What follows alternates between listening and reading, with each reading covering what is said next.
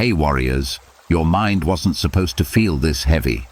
Somewhere between childhood and now, it became a storage unit for everything nobody else wanted to carry. Expectations that were never yours, standards you never agreed to, fears borrowed from people who were scared themselves, voices that keep talking even though they stopped making sense years ago. And the worst part, most people walk around thinking this is just how it is. That mental chaos is the price of being alive. That peace is something you only get on vacation or after retirement, or maybe never. But watch a child for 5 minutes. They're fully here, completely absorbed in what's right in front of them. They're not replaying yesterday or rehearsing tomorrow. They're just present, focused, clear. What happened between then and now? Life got loud, the world got faster, and nobody taught us how to filter the noise. So now there's a constant stream running through the mind. Worries about things that might never happen. Regrets about things that can't be changed. Comparisons to people living completely different lives. Judgments that aren't even based on reality. It's like trying to watch a movie while someone's flipping through every channel at once. Here's the truth nobody wants to say out loud. Most of what's happening in the mind isn't actually thinking. It's just recycling. The same thoughts on repeat, the same loops, the same patterns, different day, same mental playlist. Real thinking is intentional. It's focused. It creates something. But toxic thoughts, they just consume. They drain energy without producing anything useful. They're mental junk food, filling but never nourishing. Marcus Aurelius wrote something very important. The way we think shapes our lives, not our situations or the bad things that happen to us, but our thoughts. In other words, if the thoughts are bad, then life feels bad too. Life is easier to understand when the mind is clear. It's not about being positive or acting like troubles don't exist. Realizing that most of the pain doesn't happen in the world, but inside our heads. The event only happens once, but in your mind, it will play it over and over again, adding to it, making it worse, and changing a moment of pain into a lifetime of pain. Right now, this is what's going on. This isn't another video that tells people to think positively or let go without showing them how to do that. This one actually explains how to clear your mind. These are the real techniques that work when your thoughts are racing at 2 a.m. If this works, click the like button. Tell someone who's been having a hard time you found this. Don't skip ahead and subscribe to this channel because this group is learning how to think clearly in a world that is meant to keep minds busy. Write this strong statement in the comments right now if you're ready to take back your mental room and power. Clear thoughts, clear life. First, the thought itself isn't the issue. The faith in it is. This is where most people go wrong. They believe that the goal is to stop having bad thoughts so that they can reach a state of mind where only good thoughts show up. Not only is that not realistic, it's also not doable. Every day the brain makes thousands of thoughts. There may be as many as 60,000. Most of them are total nonsense, meaningless, random, and like mental static. Did other people also find that strange? What made them look at me that way? What if everything breaks down? Maybe everyone hates me deep down. These thoughts show up in the mind like ads that pop up. The key is here. It doesn't matter that you have the thought. It's just an idea. It only has the power that someone gives it. The trouble starts when people believe. When the thought comes up, you don't let it go. Instead, you think, oh no, this must be true. It must have something to do with me. That's when the thought turns bad. That's when it starts making everything sick. Take a look at this. Picture yourself by a river. Thoughts float by on the water like leaves. Though some leaves are pretty, most are dull, some are interesting, and some are pretty. They're all just flying by. There is no stopping them as long as no one grabs one. That's faith. I reached into the water, grabbed a leaf, and held onto it. I now own this leaf. This leaf shows who I am. This leaf tells you the truth about me. 1,000 other leaves keep floating by, but you can't see them right now because this one is the only thing that's being looked at. This one thought and story about not having enough, having too much, being broken, or being behind. Epictetus taught a very different idea. What counts is not what happens to you, but how you handle it. And thoughts are part of that. A thought comes to mind. It shows up, but how people respond to it. That's where freedom lives or dies. There is a split second when a thought comes up where you can either hold on to it or let it go. This is especially true for harsh, cruel, or catastrophic thoughts. A lot of people don't even know they have that choice. They believe that since thought exists, it must be true. Because of this, thinking must be analyzed, believed, and acted upon without being aware of it. Everything changes, though, once that choice point is known. Oh, I have a thought that says I'm not good enough. That's interesting. Does that really happen? Or is that just fear talking? Is there proof of this? Or is this just an old habit that's taking care of itself? Freedom lives in that little bit of room between what you think and what you believe. Here's a useful way to put this into practice. When a harmful thought comes up, don't believe it right away. Instead, name it. That makes me worry. I see it as a comparison. That's a scary thought. That's the start of a shame spiral. Labels make space between things. It helps the mind remember that this is just one thought out of many. That's not the whole truth. It's not the last word. It's just an idea. When they don't get belief, care, and energy, thoughts die. They fade. They lose their hold. They change into what they really are. Mental events that only last a short time and pass like the weather. When your thoughts try to pull you under, type this statement below and hold on to it. Thoughts come and go, but I stay. Second, the mind goes where the attention goes. A light is shining in the mind. It points at something right now. It could be these words. Perhaps there is a fear in the background. Maybe it's a memory that keeps coming back to you. For that moment, everything that spotlight hits becomes the whole world. This is what most people don't know. It is possible to move that lighting on purpose.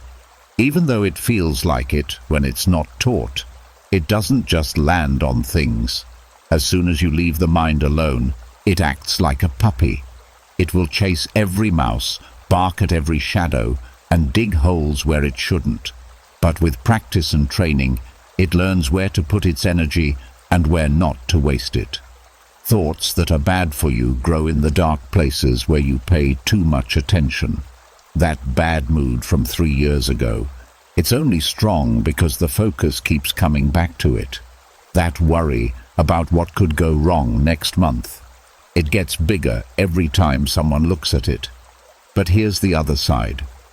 Whatever gets attention over and over again gets stronger. If you focus on problems, more of them will appear. When you focus on being thankful, you find more things to be thankful for. Not because things changed, but because of how people saw them. For the Stoics, this was called keeping the mind safe. He wrote, "The mind that is anxious about future events is miserable." He didn't say not to think about the future. He told us, don't give attention to imaginary disasters that haven't happened and probably never will. Then, how does this really work? How does someone shift the focus when negative thoughts are so strong, so demanding, and so hard to ignore. Start out small right now. No matter where you are reading or listening to this, pay attention to 5 things right now. See them for real. The way light hits a surface, the color of a wall, the sound in the background, and the way your breath moves in and out. In other words, attention is being changed. That takes the focus off of whatever thought loop was going on and puts it on what's happening right now. And things are usually fine right now. Not great, but fine. The bad ideas live in the past and the future. What took place? What could go wrong? There is no way for them to live in the present moment because there is no story or drama there. It is just reality. In this case, we're not avoiding real problems. In this case, it means not paying attention to thought stories. People should pay attention to real problems that need to be fixed, but attention that is clear and focused on what needs to be done, not attention that is scattered and anxious and just goes around in loops. This is a method that really works. Ask one question when your thoughts start to go off the rails. What do I need to pay attention to now? Not in an hour, not tomorrow, but right now. Most of the time, the answer is easy. A job, a talk, a meal, a breath, or anything else that is real and present. And when you give your full attention to those thoughts, they lose their power. They might still be there, but they're not the big event. The body and mind aren't separate. They're connected in ways that run deeper than most people realize. When the body is stuck, stagnant, frozen, the mind follows. When the body moves, the mind shifts too. Ever notice how toxic thoughts get louder when sitting still late at night, lying in bed, and suddenly the mind becomes a courtroom where every mistake is being prosecuted, or sitting at a desk staring at a screen, and the inner critic starts its daily performance review. But take a walk. Suddenly, thoughts start flowing differently. They're less sticky, less intense. The rhythm of movement creates a rhythm in thinking. Problems that seemed impossible start having solutions. Emotions that felt permanent start shifting. This isn't coincidence, it's biology. Movement changes brain chemistry. It releases tension stored in muscles. It interrupts the feedback loops that keep toxic thoughts circling. When the body is in motion, the mind can't stay stuck in the same groove. The ancient Stoics knew this. They didn't just sit around thinking all day. They walked, they trained, they engaged physically with the world. Aristotle taught while walking. The Stoics practiced wrestling and physical discipline. They understood that philosophy without physical practice was just theory. Here's what this looks like in real life. When anxiety starts building, when thoughts start racing, when the mind feels like it's going to explode, move. Not aggressively, not frantically. Just move. Stand up, stretch, walk to another room. Step outside for 2 minutes. Do 10 jumping jacks. Shake out the arms and legs. Dance to one song, anything that gets the body out of its frozen state. Because here's what happens. The body sends signals to the brain. We're moving. We must not be in immediate danger. We can calm down now. It's like hitting a reset button on the nervous system. And it's not just about exercise. It's about breaking physical patterns that reinforce mental patterns. Someone always spirals while lying in bed. Don't try to think their way out while lying in bed. Get up. Change locations. Change positions. The mental pattern is tied to the physical pattern, and changing one helps change the other. There's also something powerful about using the body to express what the mind is holding. Feeling angry? Push against a wall with full force for 30 seconds. Feeling sad? Let the shoulders drop. Let the chest cave in. Really feel it physically. Then deliberately stand tall. Open the chest. Lift the head. The body position shifts the emotional state. This isn't about ignoring feelings, it's about not letting them trap the whole system in stagnation. Emotions want to move through. That's why they're called emotions. Energy in motion. But when the body is still, emotions get stuck. They pull. They become toxic. Think about animals. When a deer escapes a predator, it doesn't just stop and go back to grazing. It shakes, literally trembles and shakes to release the stress hormones and trauma from its system. Then it goes back to grazing. Humans. Someone has a stressful experience and then sits at a desk for 8 hours, holding it all in, wondering why anxiety won't leave. The body never got to complete the stress cycle. The energy never got to move through. So here's the practice. When toxic thoughts are taking over, ask the body what it needs. Does it need to stretch, to walk, to run, to shake, to breathe deeply, to cry, to laugh? And then let it give the body permission to move, to release, to express, not performing for anyone, not trying to look a certain way, just letting the physical system do what it naturally wants to do. Discharge stuck energy and return to balance. The mind will follow. It always does. Number 4. What enters the mind shapes what exits it. The mind is permeable. It absorbs. Everything that comes in leaves a residue, changes the chemistry, shifts the landscape, and most people are letting absolutely anything walk through the front door. Wake up. Grab the phone. Scroll through highlight reels of lives that aren't real. Read about disasters happening across the world. Absorb opinions from strangers who are angry about everything. Listen to songs about heartbreak and betrayal. Watch shows filled with violence and chaos. Then wonder why the mind feels anxious, scattered and dark. It's not a mystery. It's input and output. Feed the mind poison. Get poisoned thoughts, feed it chaos. Get chaotic thinking, feed it comparison. Get feelings of inadequacy. The mind doesn't have an automatic immune system that filters out toxicity. It takes in whatever it's exposed to and tries to make sense of it. And when it's constantly exposed to negativity, even if it's quiet, even if it feels harmless, that negativity becomes the default setting. Think about walking into a room that smells like smoke. At first, it's obvious and unpleasant. But stay there long enough, you stop noticing it. The nose adapts. The same thing happens to the mind. Constant exposure to toxic content becomes normal.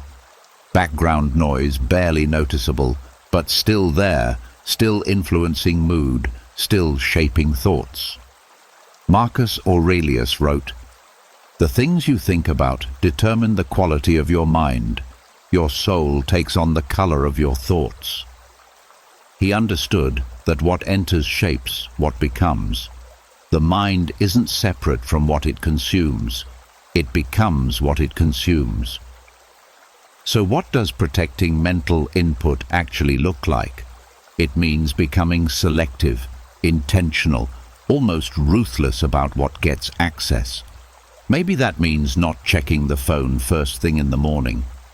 Starting the day with silence or music or movement, instead of immediately downloading everyone else's chaos into a fresh mind. Maybe it means unfollowing accounts that spark envy or insecurity, even if they're popular, even if everyone else follows them. The mind doesn't need to see perfectly curated lives that make real life feel small. Maybe it means limiting news consumption. Staying informed is one thing. Refreshing feeds about every terrible thing happening everywhere is another. The mind was never designed to carry the weight of global suffering 24/7. It collapses under that load. Maybe it means being selective with conversations. Some people drain life. They complain endlessly, create drama, and pull others into their negativity. And while compassion matters, there's a difference between supporting someone and becoming a dumping ground for their emotional pollution. Maybe it means curating what plays in the background, the music, the podcasts, the shows. If it's filling your mental space with darkness, anger, or fear, even unconsciously, it's shaping your thoughts in those directions. This isn't about living in a bubble or pretending negativity doesn't exist. It's about recognizing that attention and mental space are limited resources. They're precious, and giving them away carelessly to whatever screams loudest turns the mind into a battleground instead of a sanctuary. The Stoics practiced this carefully. Seneca advised, "Avoid what corrupts the character, not just actions, influences." He understood that being around certain people, consuming certain content, exposing the mind to certain energies inevitably shapes thinking and behavior. Here's a practical step. For 1 week, track what you consume. Every scroll session, every show, every conversation, every song. Then at the end of the week, notice the patterns. How does the mind feel after each input? Lighter or heavier, clearer or more confused, energized or drained? Then make cuts. Quiet, clean, ruthless cuts. If something consistently leaves the mind worse than it found it, remove it, unfollow, unsubscribe, delete, walk away.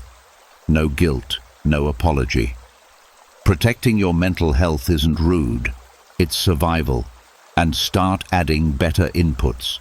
Things that inspire, that teach, that calm, that strengthen. Books that expand you. Music that lifts you. People who bring out the best in you.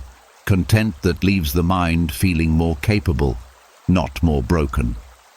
The mind will resist at first. It's used to the junk food. It's addicted to the drama. But feed it quality consistently, and the cravings for toxicity fade. New patterns form. New defaults take shape. If you're committed to becoming the gatekeeper of your own mind, prove it by leaving this affirmation below. I protect what I consume. Number 5. Clarity comes from closing open loops. The mind keeps lists, invisible lists of unfinished business, things left unsaid, decisions not made, conflicts unresolved, projects half done, promises unkempt, especially promises to oneself. And every single item on those lists takes up mental RAM. Like a computer with too many programs running in the background, the mind slows down, gets foggy, feels overwhelmed even when nothing urgent is happening, because there are 50 things quietly demanding attention underneath the surface. Toxic thoughts love open loops. They feed on them. That conversation that ended badly 3 months ago, still unresolved. So the mind keeps replaying it, trying different outcomes, creating imaginary versions of what should have been said. That decision that keeps getting postponed. The mind keeps circling back to it, weighing options, creating anxiety about choosing wrong. These open loops create mental clutter that makes focus impossible. It's like trying to watch a movie while someone keeps pausing it to remind about things that need doing. Can't be present, can't be clear, can't think straight because the mind is juggling too much unfinished business. Epictetus taught about distinguishing between what's in our control and what isn't, but then actually following through on what is controllable. Not just acknowledging it, acting on it, completing the loop. So, what does closing loops actually look like? It starts with making the invisible visible, writing down everything that's creating mental noise, every unfinished task, every unmade decision, every unresolved situation, getting it out of the head and onto paper where it can be seen clearly. Then comes the hard part, taking action or making a decision, even if it's uncomfortable, even if it's not perfect. Because an imperfect decision that closes a loop creates more mental space than perfect indecision that leaves it open. That difficult conversation that's been avoided, schedule it, have it, close the loop. Even if it doesn't go perfectly, at least it's no longer hanging in mental limbo, creating anxiety every time that person's name comes up. That project that's been half finished for months, either commit to a deadline and finish it, or consciously decide to abandon it and stop feeling guilty. Both options close the loop. Leaving it in perpetual someday drains energy without creating anything. That apology that needs to be made, make it that boundary that needs to be set.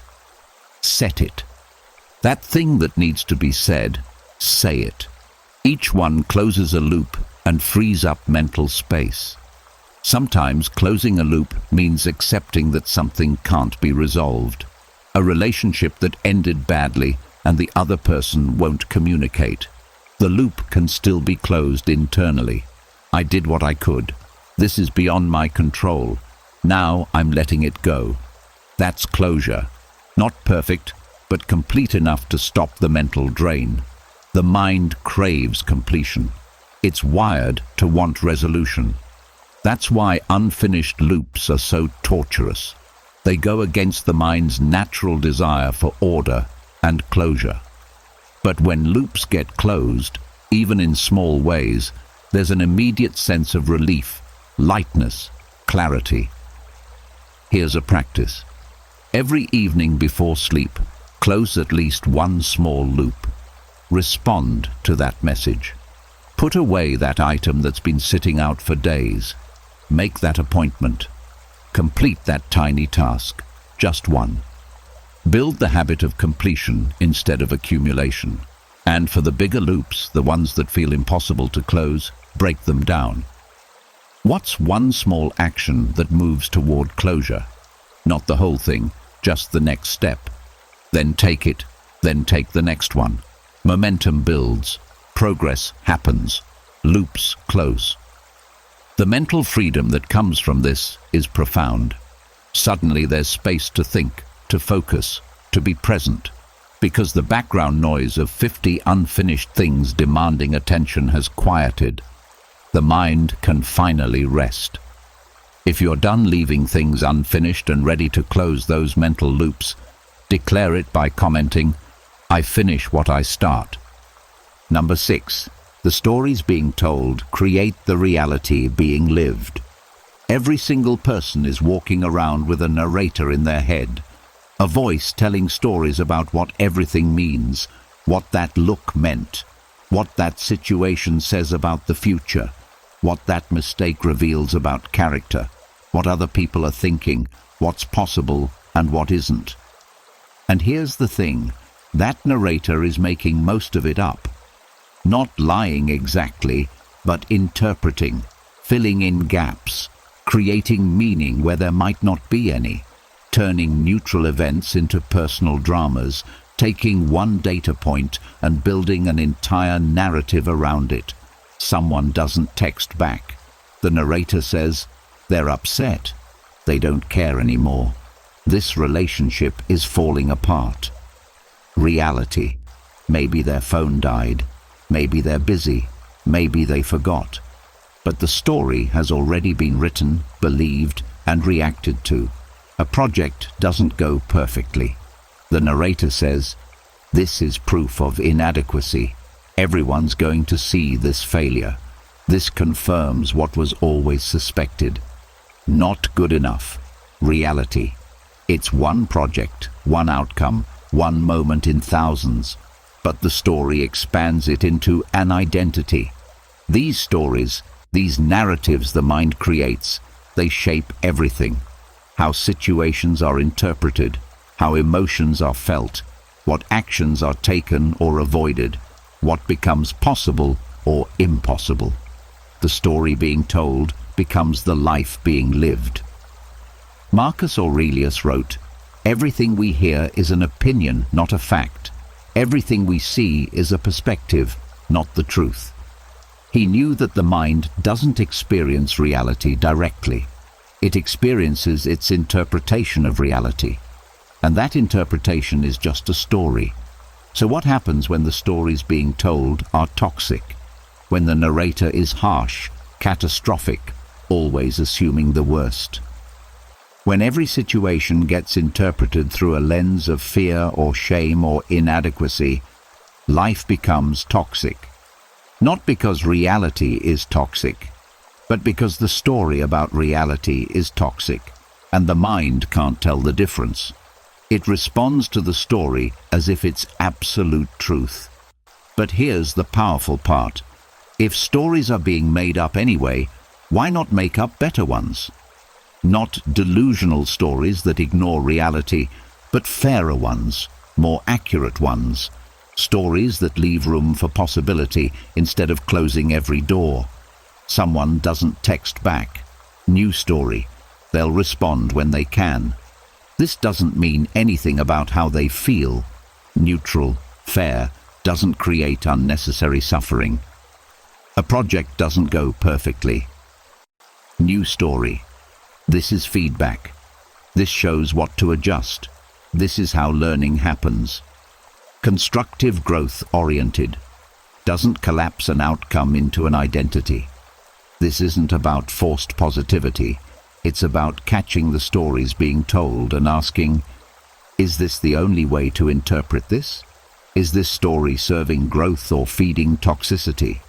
Is this narrative based on facts or assumptions? Most toxic thoughts are built on stories filled with assumptions. Mind redating. They definitely think less of me now. Fortunelling. This is never going to work out. Labeling. I'm just broken. These aren't facts. They're narratives, and they can be questioned. The Stoic practice was to separate impression from judgment. Something happens. That's the impression.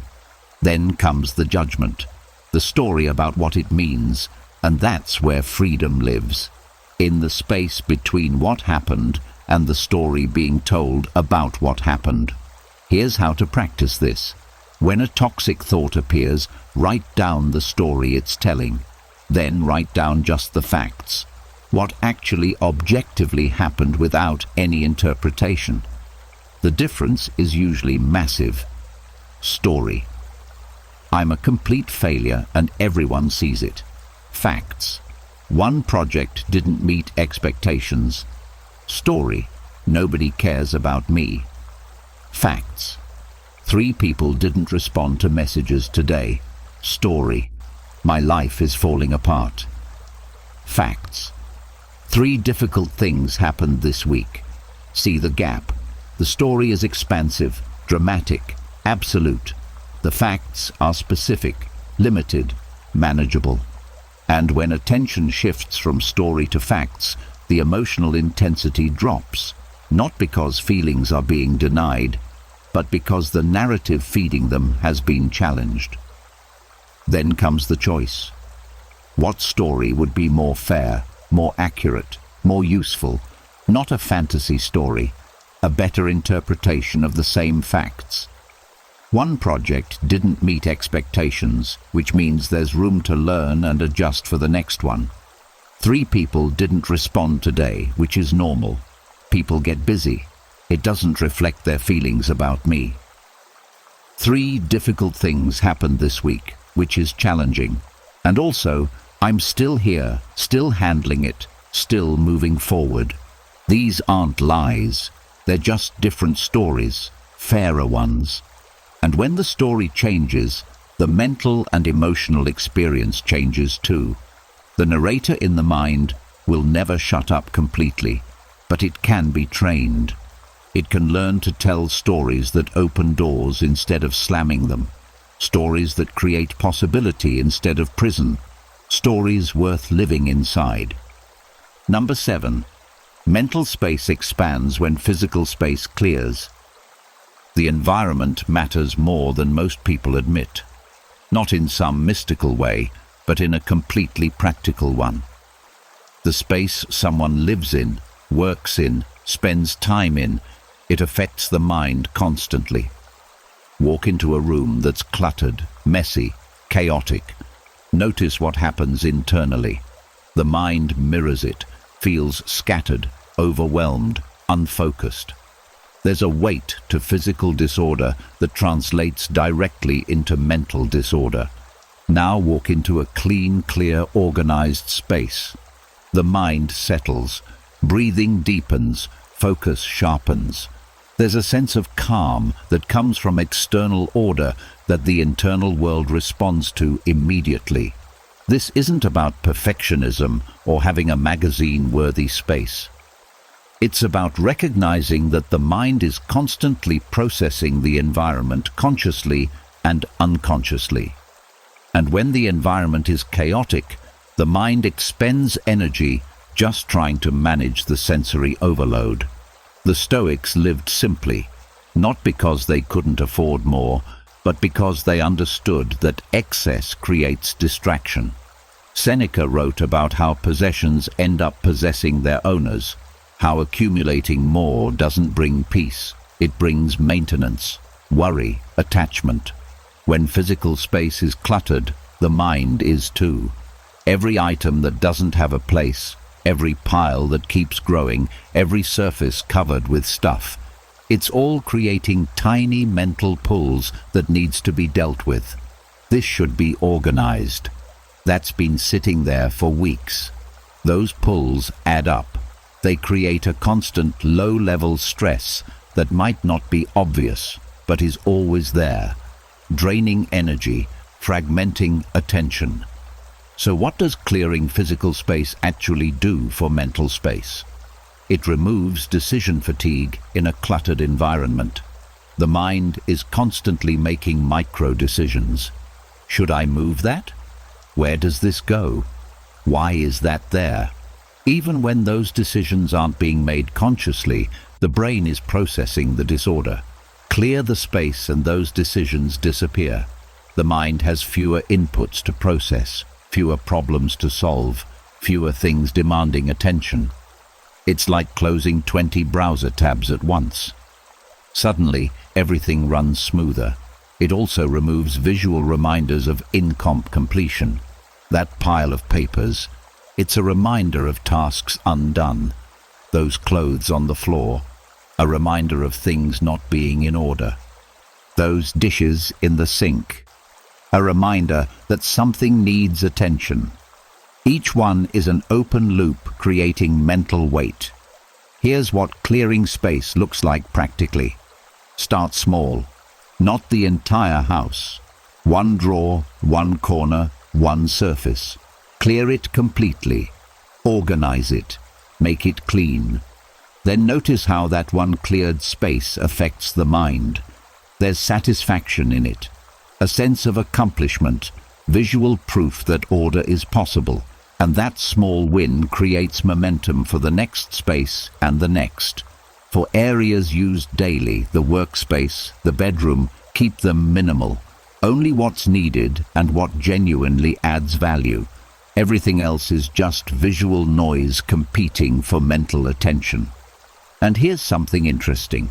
The act of clearing physical space often clears mental space simultaneously. There's something meditative about organizing, cleaning, putting things in order. The hands are busy, which quiets the racing mind. The focus is on a simple, tangible task which breaks the cycle of abstract worrying. It's why some people clean when they're stressed, not just to have a clean space, but because the process itself is calming. It gives the mind something concrete to focus on while emotions process in the background. The environment also includes digital space, the phone, the computer, the inbox, with 10,000 unread emails, the desktop covered in files, the apps sending constant notifications. All of it creates mental clutter, just like physical clutter does. Clear the digital space too. Uninstall apps that aren't being used. Delete old files. Organize what remains. Turn off notifications that aren't essential. Create boundaries around when and how devices are used. The mind craves simplicity. It functions best in environments that support focus rather than fracture it. And while it's impossible to control every environment, the spaces that can be controlled, home, workspace, digital devices, those matter deeply. Clear the space, clear the mind. It's that direct, that immediate, that powerful. If you're ready to create an environment that supports your mental clarity instead of sabotaging it, commit by typing clear space, clear mind. The eighth thing is that resisting feeds what it fights. Almost everyone gets this paradox wrong.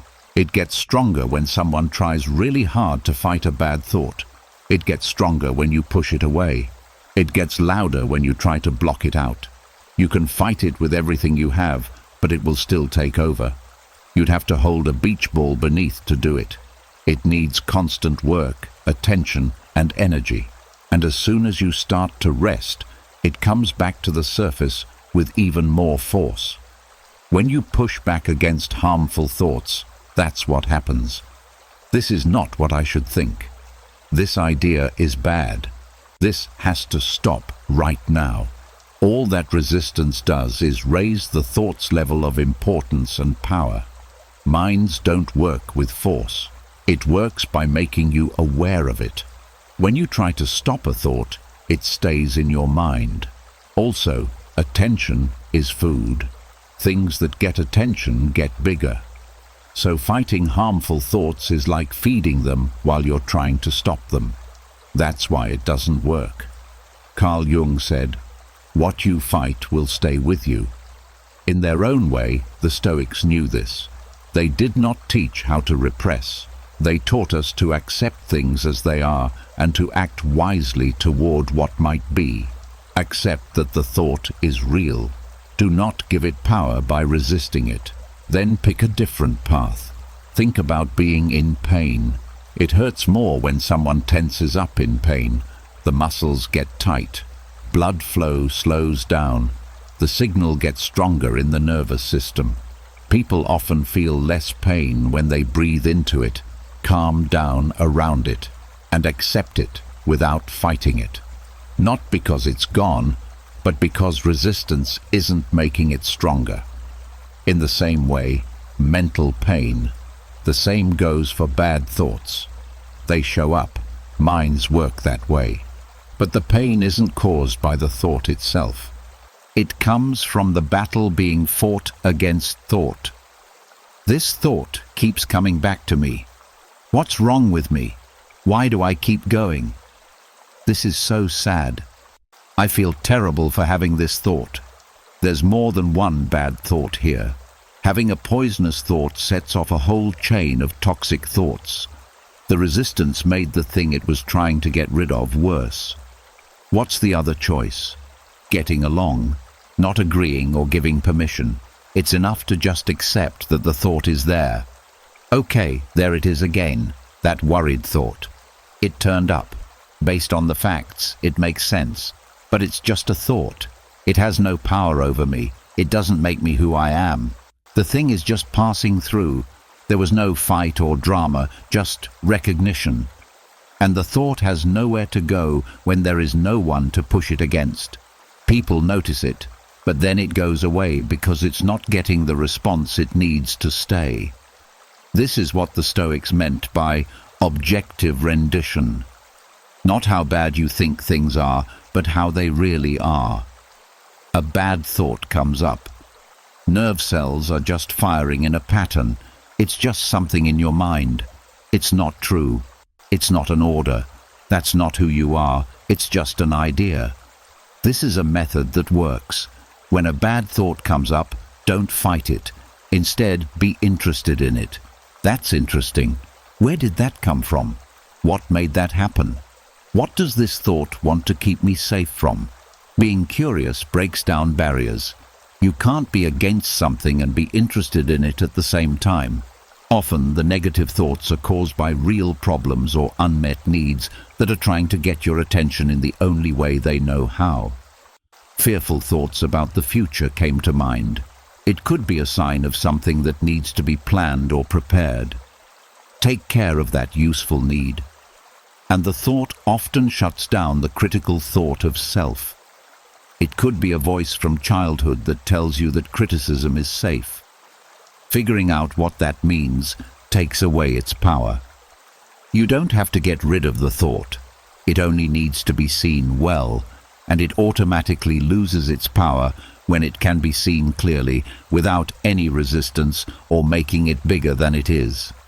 The beach ball can float on top of the water. It doesn't need to be in water. You don't have to throw it away. It can be there by itself. It was just something in the water and wasn't a threat. Intensity doesn't change fate as much as regularity does. Everyone wants the big moment, the big discovery, or the one strong experience that changes everything for good. And those moments do happen, but they're not what change things for good. They're not what makes your mind clear and focused when things get tough. How does that get built? Small things that are done every day for weeks, months, or even years. Sticking to it. While watching this movie, someone may have the deepest insight into how to deal with negative thoughts. They may also feel completely changed, clear, and ready to take on the world. Next, after 2 days, it was back to the same patterns, loops, and mental chaos. Because having a moment of insight doesn't change years of conditioning. One powerful event can't change the way you think after thousands of hours of practice. Evolution is not a single event. It's a process, and tasks need to be done over and over again. The Stoics were very aware of this. They didn't just learn philosophy once and be done with it. They worked out every day. Every day, Marcus Aurelius wrote in his journals to work through his ideas, remind himself of morals, and turn his mind toward wisdom. Epictetus taught his students by repeating things over and over, because he knew that just because you understand something once doesn't mean you've integrated it. Think about anything you want to learn. Learning to speak a language, play an instrument, or get stronger. No one can become a master by practicing hard for one day. Real skill is built through daily practice, even when it's dull, when growth isn't clear, and when motivation is low. It works the same way for mental clarity. It's built through regular practice, not hard work followed by no activity for a while. In this case, what does uniformity look like? It means picking 1 or 2 things from what was said in this video and doing them every day. Not perfectly or fiercely, but always the same way. Maybe it's taking 2 minutes every morning, even when you're late and it doesn't seem like it's important, to catch and let go of negative thoughts before they get out of hand. It could be the habit of closing 1 open loop every night before bed. Just one, making it a habit to finish things instead of collecting things. Maybe it's stopping to name a harmful thought as soon as it comes up, instead of always believing it. That makes me worry. I see it as a comparison, making it a habit to be aware instead of doing things automatically. These actions may seem very small, almost not important, but that's why they work. They can be used again. They don't need a lot of willpower or perfect circumstances. They only need to regularly show up, even if it's just in a small way. The aggregation of marginal wins is an idea in the field of behavior change, when small changes, like getting 1% better, are added up over time. They have huge effects. Not because one day changes everything, but because the direction stays the same and the effects build over time. 1 day of practice for mental focus, that wasn't even noticed. After 30 days, there's a change. After 90 days, the mind works differently. In a year, your thoughts will be very different. Not because of one big realization, but because of small decisions made over and over again that turned into habits that changed the way they lived. Over and over, the mind learns new things. As we use them, neural pathways get stronger. What you practice will come naturally. In other words, having poisonous thoughts every day makes your mind toxic. When you practice clarity every day, your mind will naturally be clear. It's easy, not simple, but not hard either. Show up, work on it, say it again. Trust the process even if you don't see effects right away. Intensity wears off quickly when effects aren't seen right away. Being consistent helps. Also, the goal isn't to have one day when your mind is totally clear. The goal is for the mind to get a little better at taking care of itself over 1,000 bad days, making small steps toward a life where peace and focus are normal, not just sometimes. This is where everything ends up. There are a lot of different ways to clear your mind. There are a lot of ideas and suggestions out there, but they don't matter without one thing: the choice to do something about this because it's important enough. Need more than just a clear mind, not just wishing that negative thoughts would go away, but choosing that mental clarity is important enough to protect, practice, and put first, even when it's not convenient. Because this is the truth. As long as clutter is allowed, it will stay in the thought. As long as they are allowed to, negative feelings will keep taking over. Focus will stay broken as long as people carelessly give their attention to everything that needs it. But when it comes to making a real choice, this is how I want to act now. In my mind, this is the level I hold it to. This can't be changed. Everything changes, not suddenly or by magic. But of course, the techniques we're going to talk about here aren't theoretical. They are useful, but they only work if you put them into action, practice them, and keep going after the first spark of inspiration. You have a choice right now.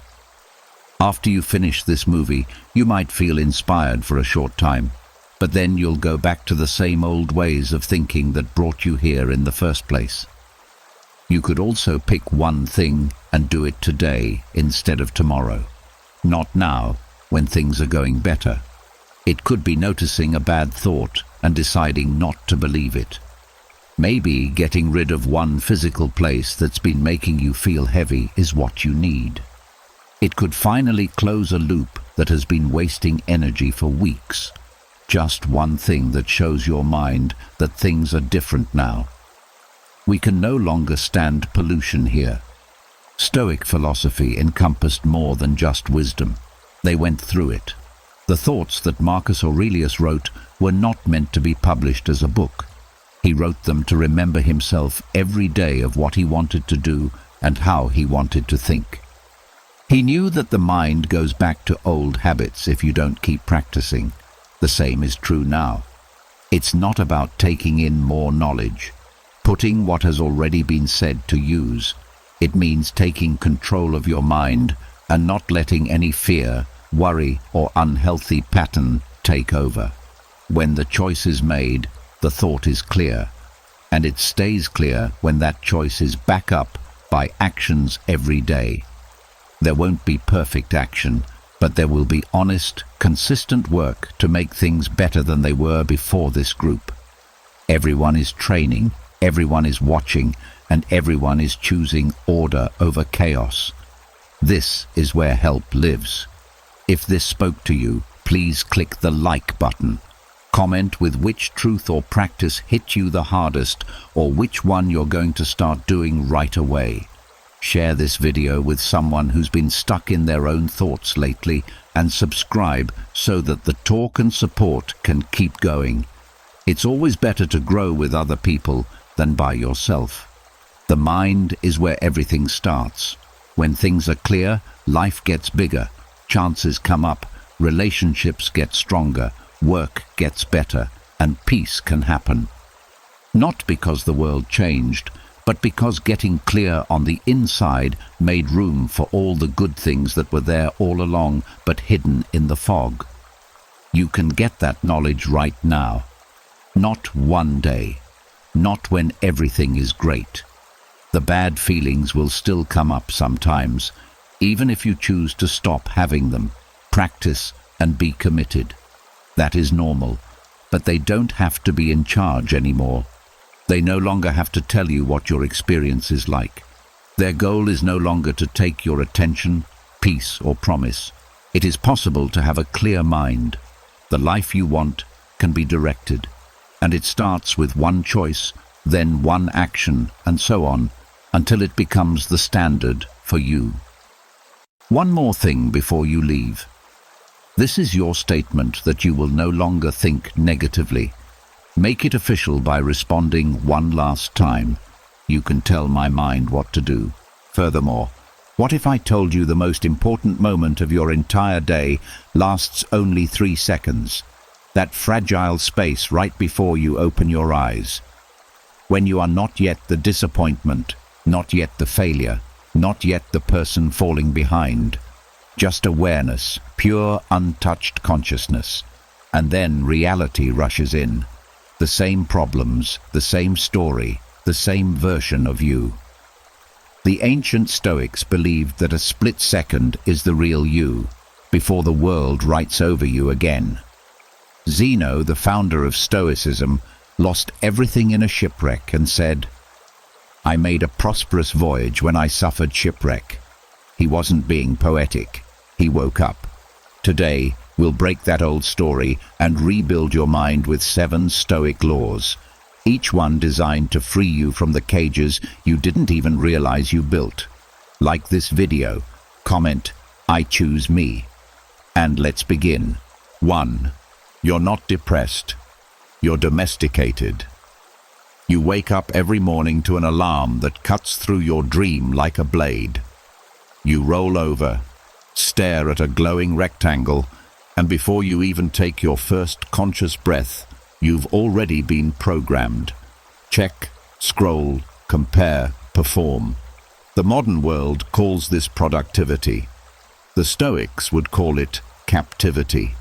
Every day you repeat rituals designed not to set you free, but to make you easier to control by deadlines, by notifications, by invisible systems that reward obedience and punish stillness.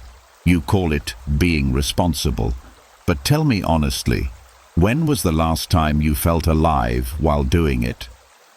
Look around your life right now, not the Instagram version, not the filtered highlights, but the 2 a.m. version of you lying awake, staring at the ceiling, wondering how something that looks so stable can feel so suffocating. You're not depressed, you're domesticated. Somewhere along the way, you are trained to trade instinct for instruction, curiosity for conformity, wildness for approval. You learn to live on command. Wake up. Eat when the clock says noon. Work until the screen tells you to stop. Smile when your soul is tired. And then wonder why everything inside you feels out of sync. Why the body you live in feels like a stranger's home. You're not broken. You're reacting perfectly to an unnatural environment. The Stoics understood this long before we built glass towers and cubicles. Their philosophy wasn't about suppressing your emotions.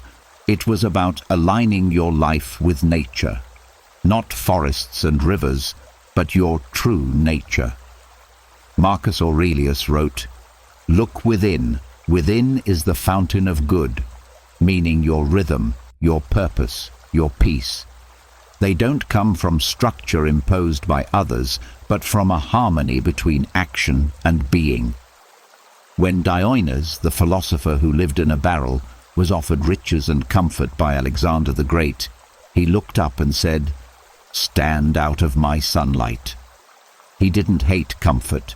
He hated dependence. He refused to be caged by the expectations of kings. He chose freedom over validation.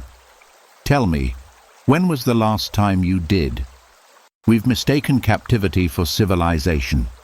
We think control equals progress. We praise the man who never rests, never questions, never breaks pattern. But deep down we envy the one who walks barefoot into the morning light, who laughs without reason, who dares to be unproductive. Because he's still alive. You, my friend, are not lazy. You are exhausted from pretending. You spent years performing a version of yourself that fits into everyone's storyline except your own. That ache in your chest isn't failure. It's your wild self suffocating under good manners. So, here's your Stoic challenge. Reclaim one corner of your day from the script. Eat when you're hungry, not when the clock strikes 12. Walk without your phone. Sit in silence without trying to fix or improve yourself. Do something gloriously impractical. Sing in the kitchen. Dance badly.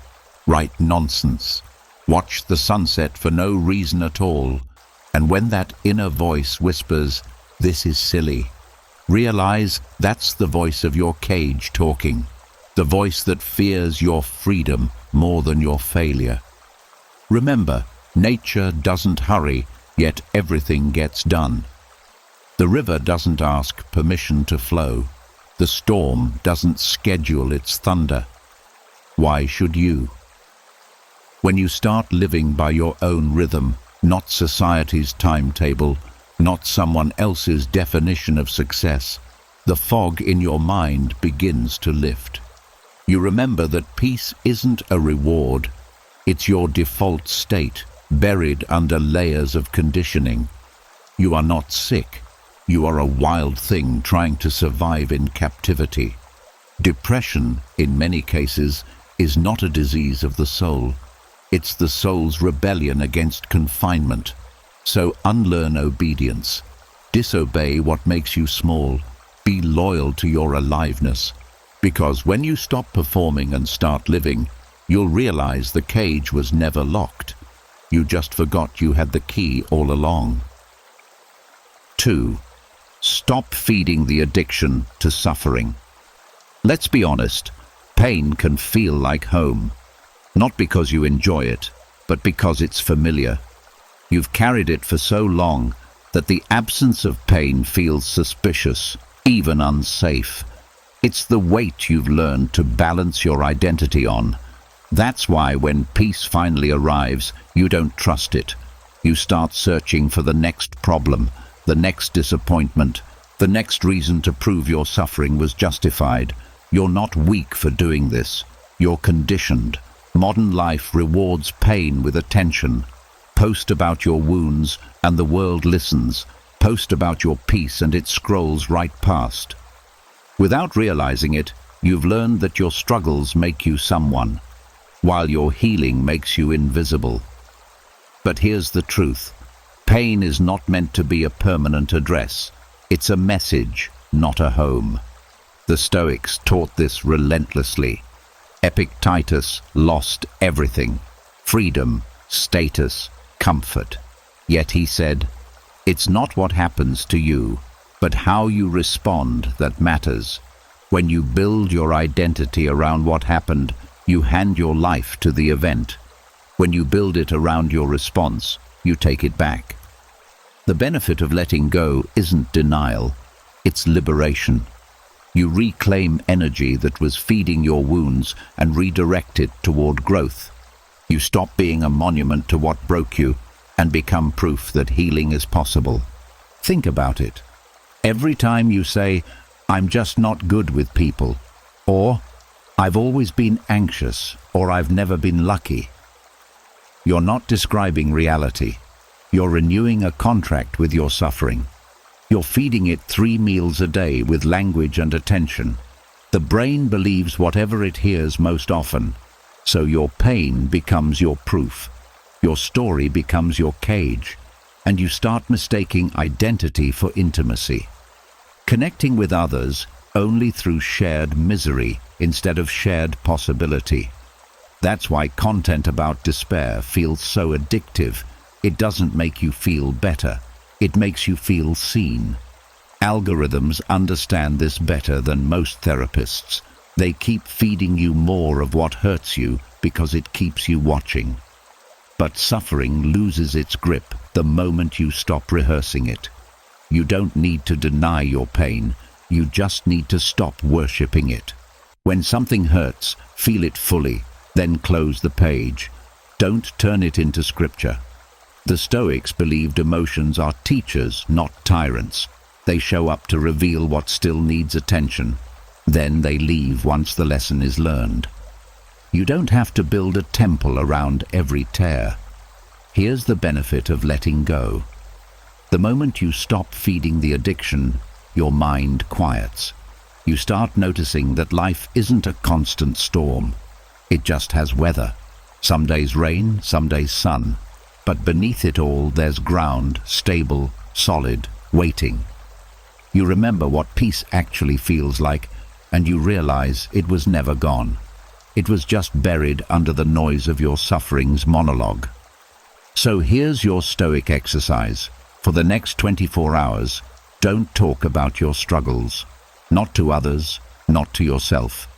When the urge comes to explain how hard it's been, notice it. Don't fight it. Just breathe through it and say quietly, "This moment is workable." Then spend 1 week collecting evidence, not for why your life is hard, but for why it's workable. When something goes smoothly, when a stranger smiles, when the weight lifts even for a few seconds, write it down. These small wins are not trivial. They're proof that your suffering isn't your whole story. And if you fall back into the old habit, repeating pain, replaying hurt, don't shame yourself. Just catch it, name it, and remind yourself, "I'm detoxing." Because that's exactly what this is. A withdrawal from emotional dependency. You've been high on heartbreak, intoxicated by misery, hooked on the illusion that your pain is what makes you real. But you are really long before the pain ever arrives. You existed before the story began, and you will exist after it ends. Stop feeding what's trying to die inside you. Your pain doesn't need more attention. Your healing does. And the moment you stop narrating your suffering like a legacy, you create space for a new identity.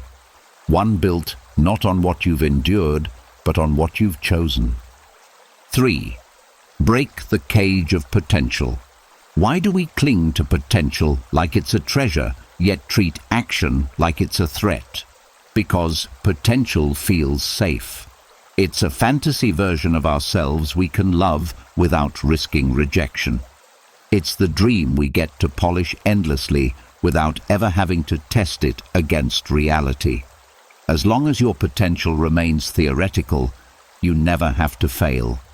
You never have to confront the possibility that you might not be as exceptional as you hope, or worse, that you might actually be brilliant, but only if you're willing to destroy the comfortable life built on hesitation. We glorify potential because it lets us stay noble in our procrastination. I could do that if I had time. If I really tried, I'd be great. These are elegant lies that protect your ego from exposure.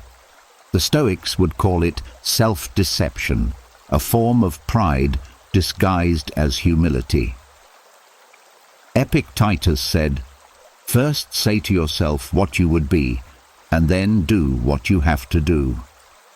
Most people never get past the first part.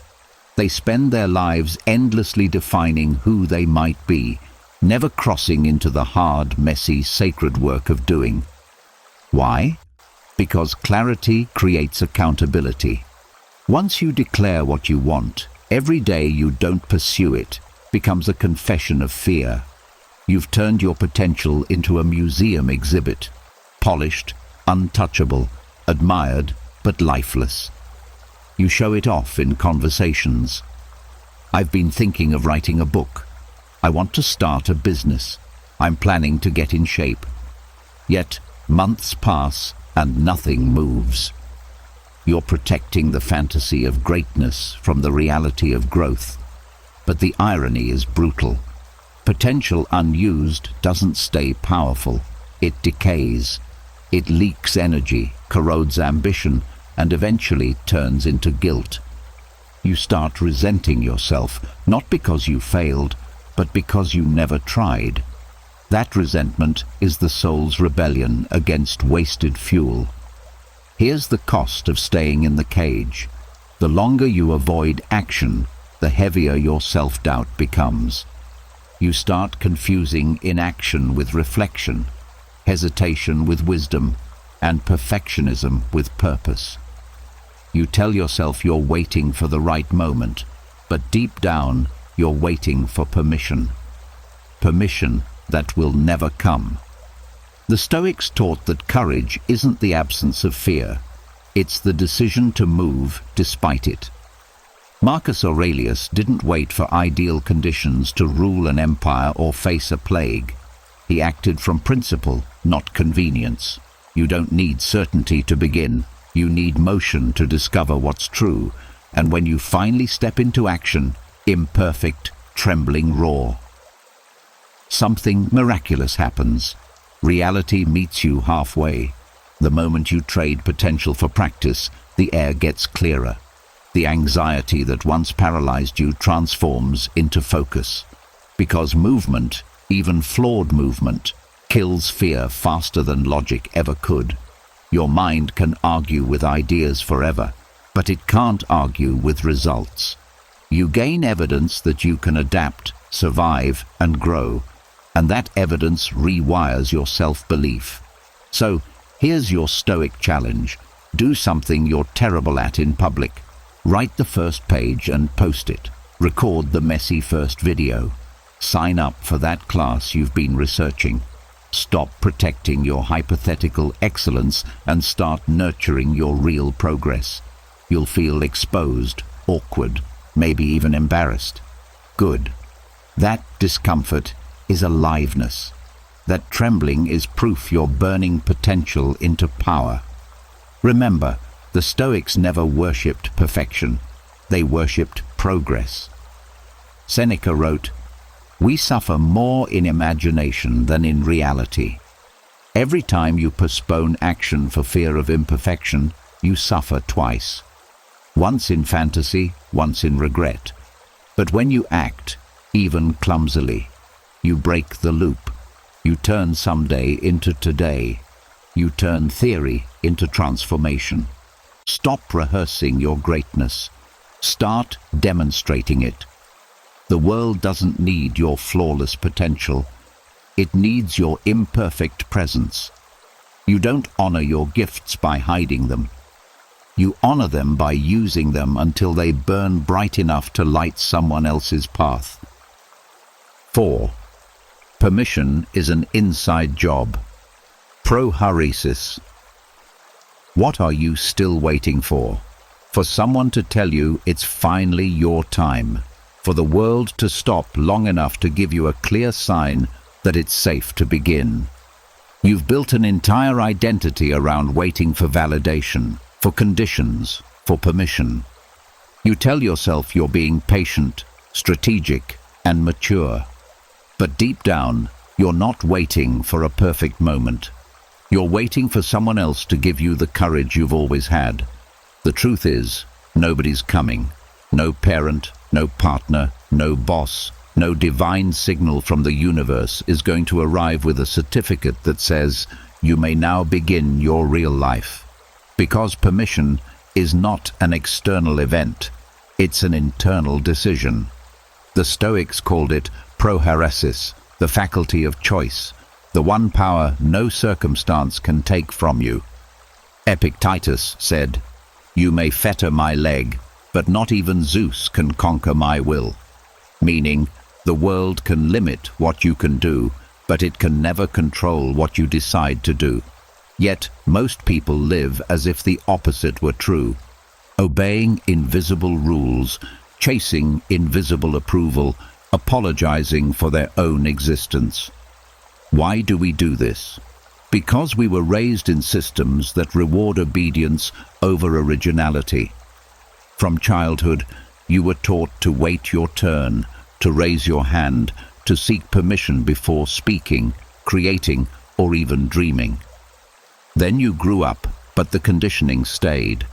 Now, before you send that message, start that project, move cities, or change your life, You still look around subconsciously for someone to nod yes, and when nobody does, you interpret the silence as rejection, not freedom.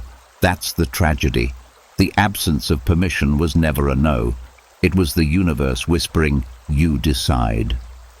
Think about the people you admire, the artist who shares imperfect work, the entrepreneur who starts while everyone says it's too risky, the athlete who trains in obscurity for a dream nobody else believes in. None of them were granted permission. They took it. They acted before they felt ready. Because readiness isn't a feeling that comes before the leap. It's a muscle you develop by leaping. You don't become confident and then act. You act, and confidence follows like a shadow. Waiting for permission keeps you trapped in the prelude of your own story, eternally preparing but never performing. Here's the paradox. The longer you wait, the less permission you feel you have. Each day of hesitation adds another invisible lock to the door, and you start to believe that courage belongs to others, to the chosen, the lucky, the confident. But the Stoics knew better. They believed virtue, not approval, defines the right moment. Marcus Aurelius wrote, "Waste no more time arguing about what a good man should be. Be one." Translation: stop asking if it's okay to live. Just live. So, here's your Stoic practice. Take out a sheet of paper. Make 2 columns. On the left, write every action you've delayed because you're not ready. On the right, write whose permission you're waiting for. A name, a role, a vague authority figure. Then, next to each, write the truth. This person isn't coming. Watch what happens. You'll feel a mix of fear and release. Fear because the safety net of waiting is gone, and release because you realize you've always had the key. Now permit yourself to do one thing today that you've postponed for too long. Send the email, book the class, have the hard conversation. It won't be perfect. It's not supposed to be. The goal isn't flawless execution. It's reclaiming authorship. Because every act of self-authorization is a declaration of freedom. You stop living on borrowed courage. You start building your own. The world doesn't need more people waiting for a sign. It needs people brave enough to be the sign. The only permission that matters has been yours all along. The permission to choose, to begin, to live before you feel qualified. I permit myself to begin. 5. Grieve the life you didn't live. What if your sadness isn't depression, but grief? Grief for the person you never became. There's no funeral for the dreams that died quietly while you were being practical.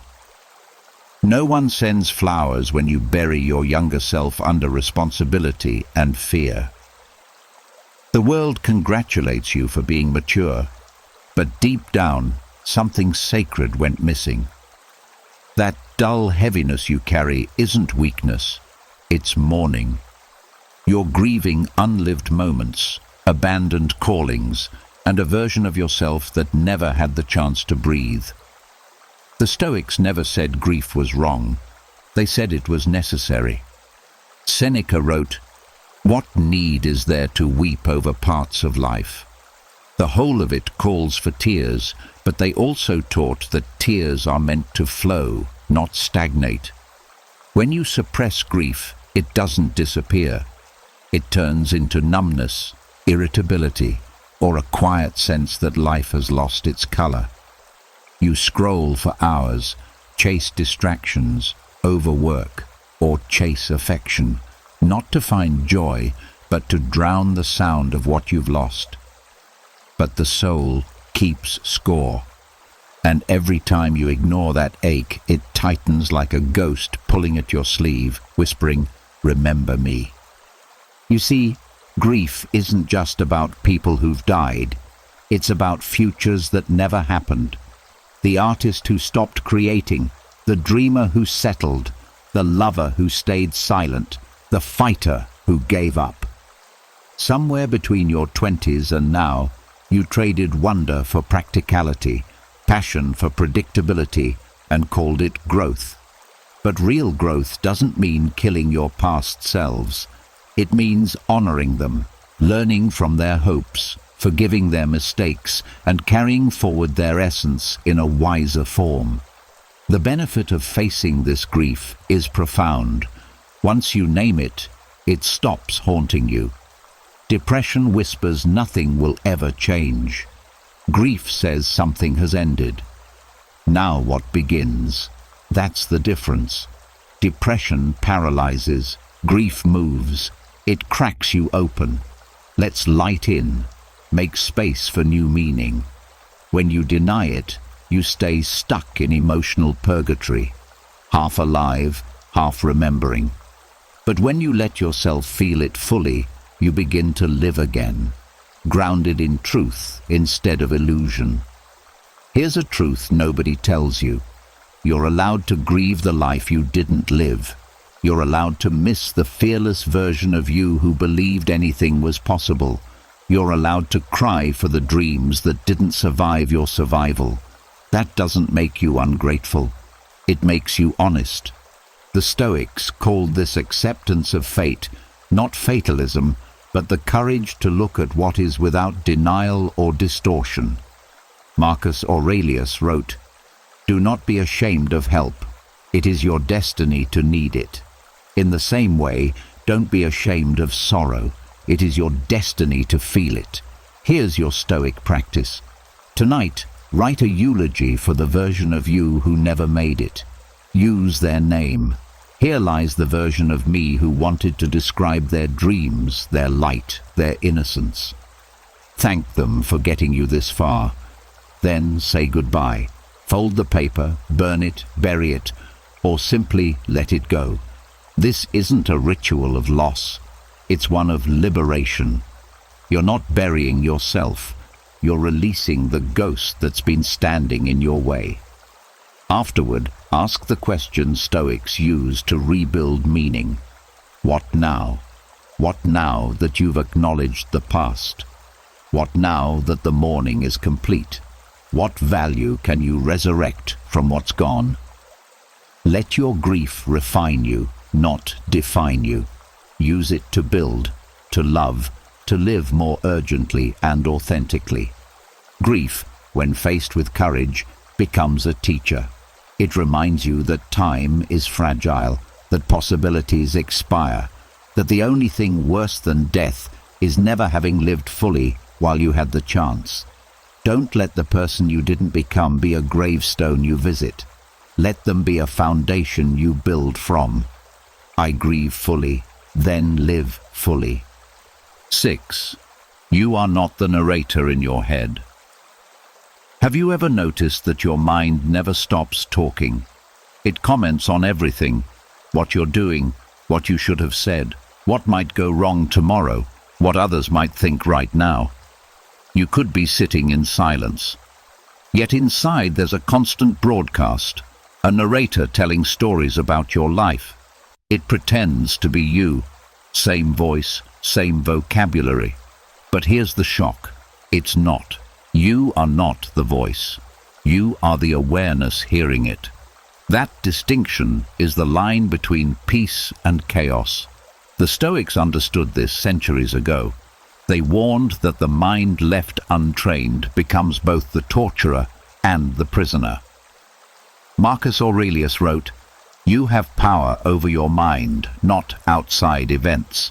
Realize this and you will find strength." But most people live as if their thoughts are orders instead of opinions. When the mind says you're worthless, you believe it. When it says everyone's ahead of you, you react. You let unverified thoughts dictate emotions, decisions, and even your self-worth. That's like letting a stranger walk into your home and rearrange your furniture every day, then wondering why nothing feels right. The reason we mistake thoughts for truth is simple. They sound familiar.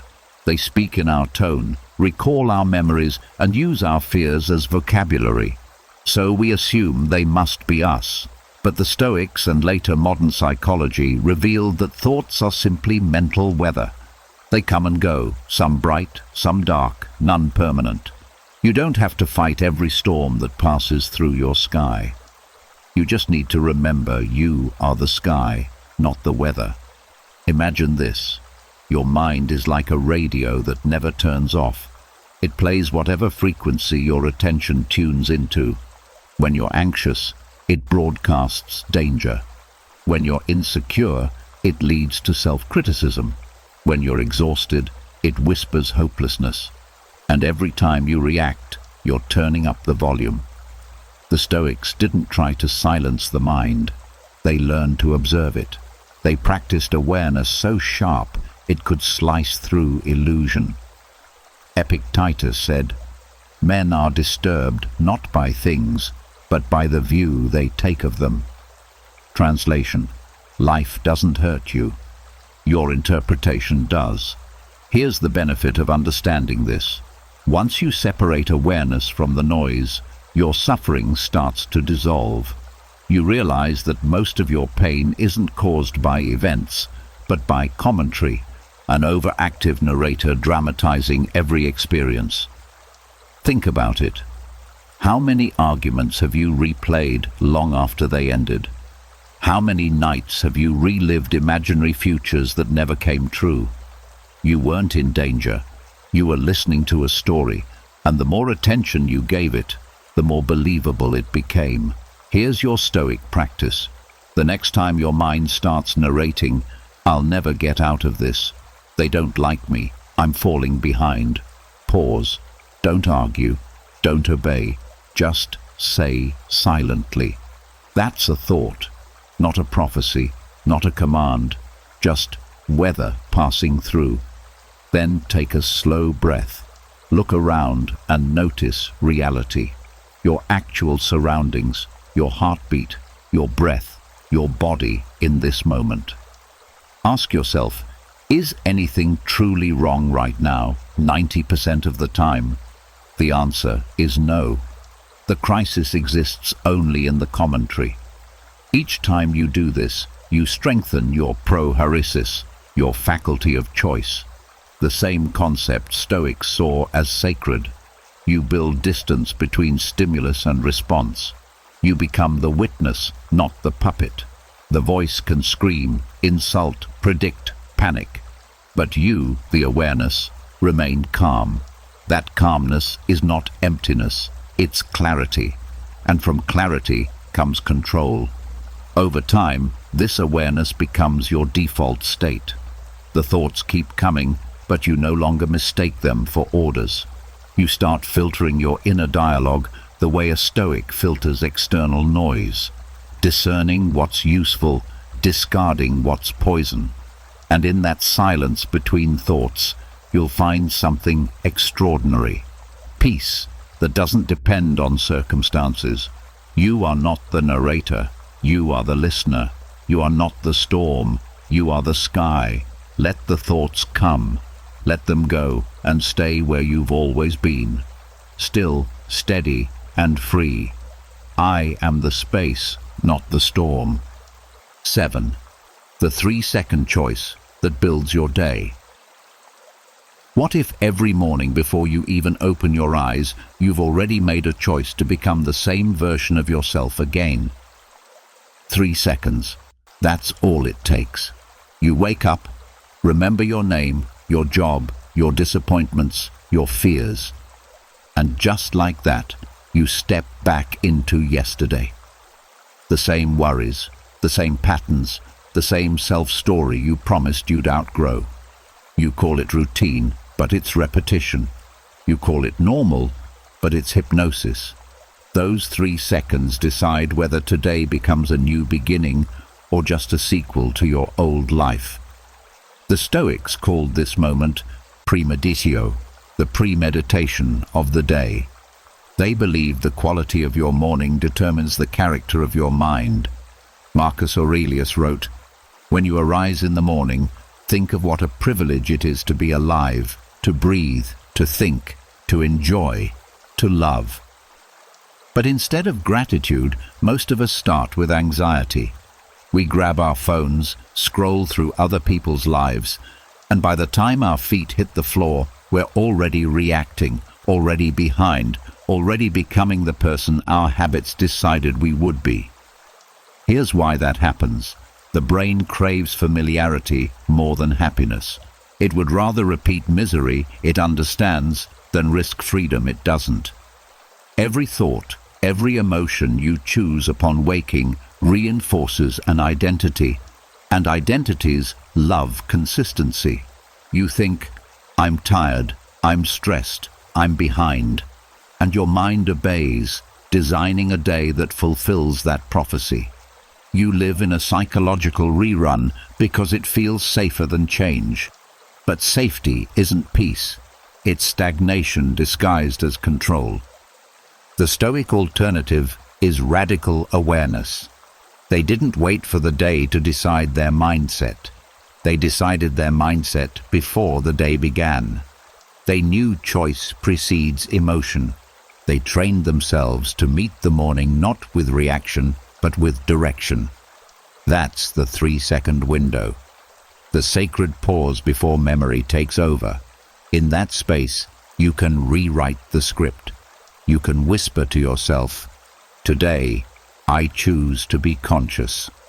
And that whisper is enough to alter everything that follows. Think about the power hidden in that pause. Before the first email, before the news, before the noise, you decide what kind of human you'll be. Will you react or respond? Will you scroll or create? Will you chase distraction or build discipline? Those 3 seconds are a doorway. Most people sleepwalk past it. But once you learn to stand on that threshold, even for a breath, you remember that life isn't something happening to you. It's something you're continuously choosing. Here's your Stoic practice. Tomorrow morning, when you wake up, keep your eyes closed for 3 seconds. Don't reach for your phone. Don't reach for yesterday. Instead, take one deep breath and ask silently, who do I want to be today? Not what do I have to do, but who do I choose to be? Then make one micro-choice that honors that person. Maybe that version of you doesn't check messages for 10 minutes. Maybe they drink water before caffeine. Maybe they speak kindly to themselves in the mirror. One choice. That's all it takes to tilt the axis of your entire day. Before bed, do an evening inventory. Review the day and count how many moments you lived intentionally versus automatically. Don't judge, just notice. Awareness itself is a transformation. Every time you notice, you reclaim a piece of your will from autopilot. 3 seconds in the morning, 3 minutes at night. That's the simplest Stoic ritual in existence. And yet, it can rebuild your entire identity because discipline isn't a list of rules. It's the art of remembering who you are before the world tells you who to be. So tomorrow when you wake up and that tiny pause appears between dreaming and remembering, don't rush past it. Guard it like sacred ground, because that's where your new life begins. 8th, goodness. Too much applause. Take on. Don't act out. You're here, which is already a big deal. You have now read 7 Stoic rules that strip away illusion after illusion, revealing what is real until nothing is left. You now know that comfort can hold you back, pain can become your identity, possibility can stop you in your tracks, permission can lock you up, loss can suffocate you, the mind can trick you, and choice can set you free. But now comes the tough part, living it. Because theory doesn't mean anything until it's put into action. Stoicism isn't about being sure of what's true, it's about turning into it. In a world that is all about praise, living a good life feels like going against the grain. Everybody is acting with confidence, kindness, success, and even sincerity. We thought that value was exposure. It's like oxygen to us. We want approval all the time, but every time we do, we give up our peace for someone else's view. Marcus Aurelius was in charge of the world's most powerful kingdom, but he wrote, "Ambition means basing your happiness on what other people say or do. Being sane means connecting it to what you do." He knew things that people today forget. Being liked doesn't give you freedom. You can find it by following your morals, your intuition, and the truth. And for the Stoics, virtue was the only good that was worth seeking. No money, no comfort, no fame, just the daily practice of being wise, fair, brave, and moderate. It takes wisdom to know what's important. It is fair to do the right thing, even if no one is looking. The guts to face your fears without giving up. Temperance helps you stay calm when the world calls for extremes. Success, reputation, and comfort are all things that are desired, don't matter, are useful, but never define, because you no longer have control over your soul when your peace rests on being praised. You were not meant to live your life. It was meant for you to live it, to live your life with such strong honesty that you don't need anyone to see it, to always and quietly do the right thing, even when no one is looking. That's what keeps you from shaking, because praise wears off, views change, and computers forget, but virtue lasts. It doesn't follow a trend, but it changes. No amount of praise can compare to its power, direction, and peace. Here is your last Stoic task. Choose one of the virtues of temperance, knowledge, justice, or courage to guide your life for the next 24 hours. Ask yourself which choice fits with this value when you have to make a choice. If it takes guts, do it, even if you're scared. If you care about justice, be fair to other people, even when no one is watching. Pause before going too far, if it's moderation. If it's wise, wait to respond before you speak. That's how you live out theory. Not in big actions, but in small decisions that add up to make up character. And when people don't see how honest you are, they will smile. That proves you've moved from show to embodiment. To be Stoic, you don't need anyone to know who you are. You live to hear the praise of your own mind. Think about all the things you've done along the way. You broke the safety cage. You cut down on worshipping pain. You let the ghost of possibility go. You gave yourself permission. You were sad about what was lost. You got your mind back. You started to choose carefully. Each of those steps was a good thing to do. Bravery, honesty, self-control, and smarts. It wasn't just Stoicism that you learned. For 30 minutes, you lived it. Now, the real drill starts in the morning tomorrow.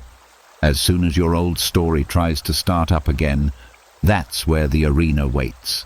Remember this when that time comes. You don't need to make everyone happy.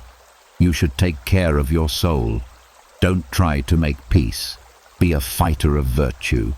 Don't say much, but let your deeds speak for you. Be the kind of person you'll trust when everything goes wrong, because praise will fade, but goodness will still be heard. You just spent 30 minutes putting your mind back together, truth by truth. Stoicism, however, isn't meant to be contained in a book or a film. It's meant to be lived, one slow, deep breath at a time.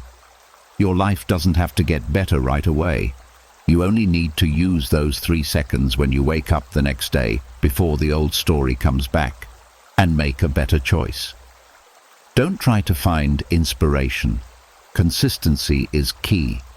Don't try to get acceptance. Do good things. You know what happens when you wait until the right time? Nothing. If you want to become the person you want to be, the only thing standing between you and your goal is a choice. To all you fighters, Dawn has come. There is silence in the air.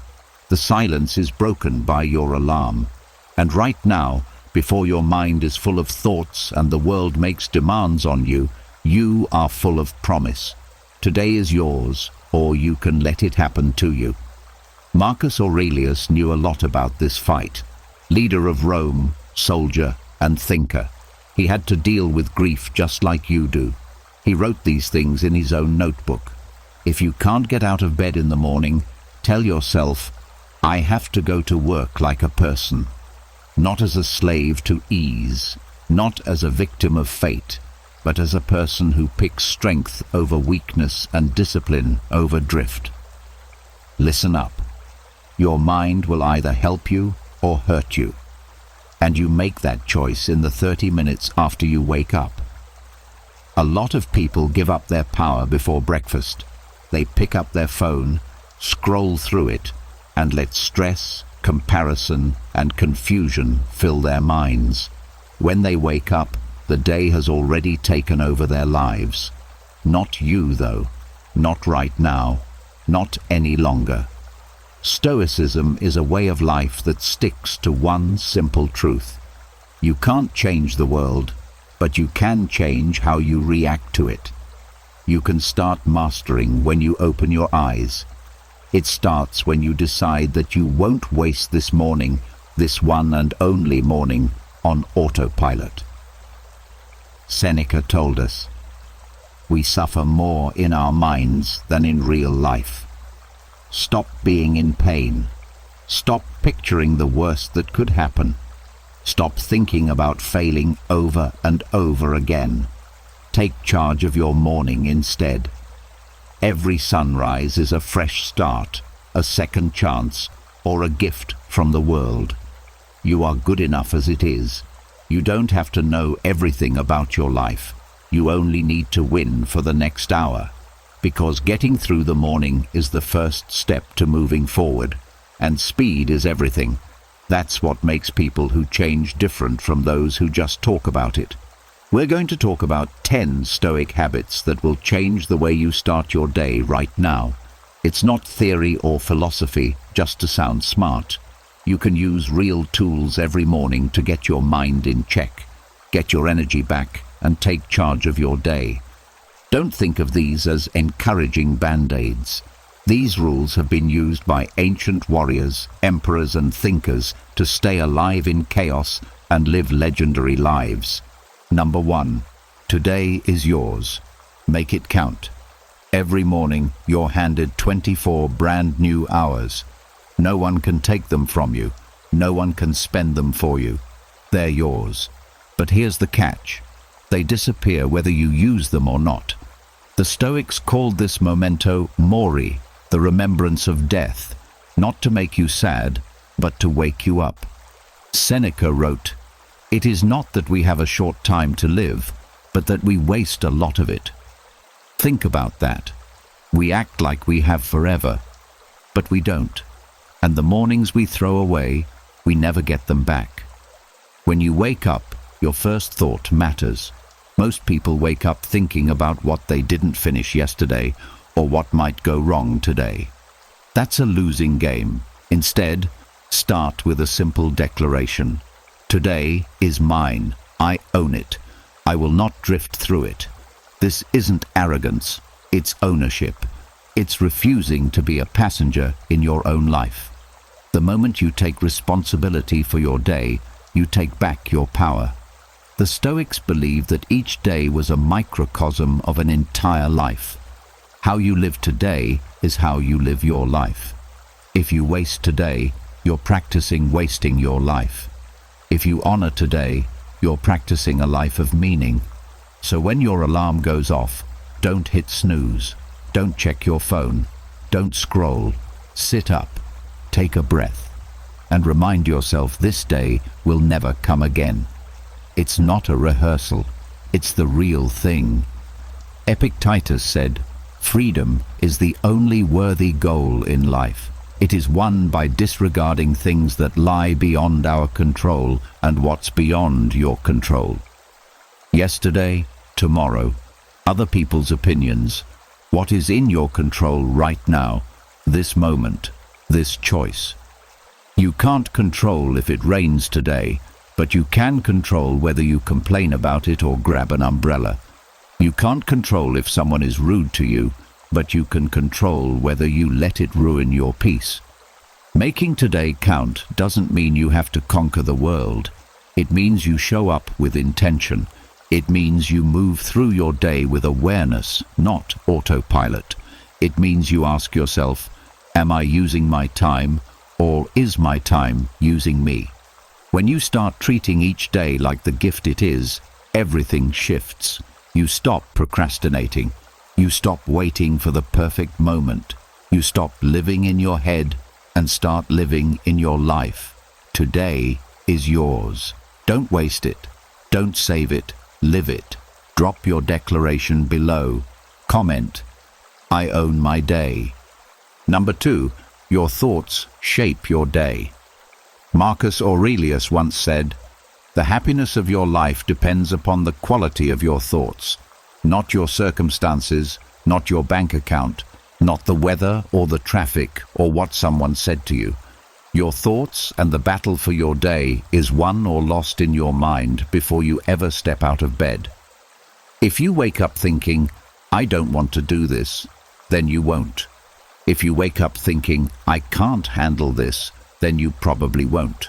But if you wake up thinking, "I choose how I respond to today," everything changes. Your mind is the most powerful tool you have, but most people never train it.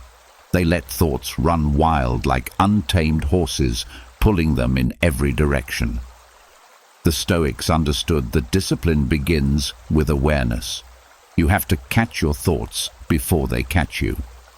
When a negative thought appears, "This is too hard. I'm not good enough. What's the point?" Don't let it settle in. Question it. Challenge it.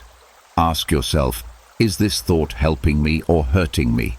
Is it true or is it just fear talking? Seneca warned, "We suffer more often in imagination than in reality." Think about how many times you've worried about something that never happened. How many hours you've lost replaying conversations that are over. How many mornings you've started in a mental prison of your own creation.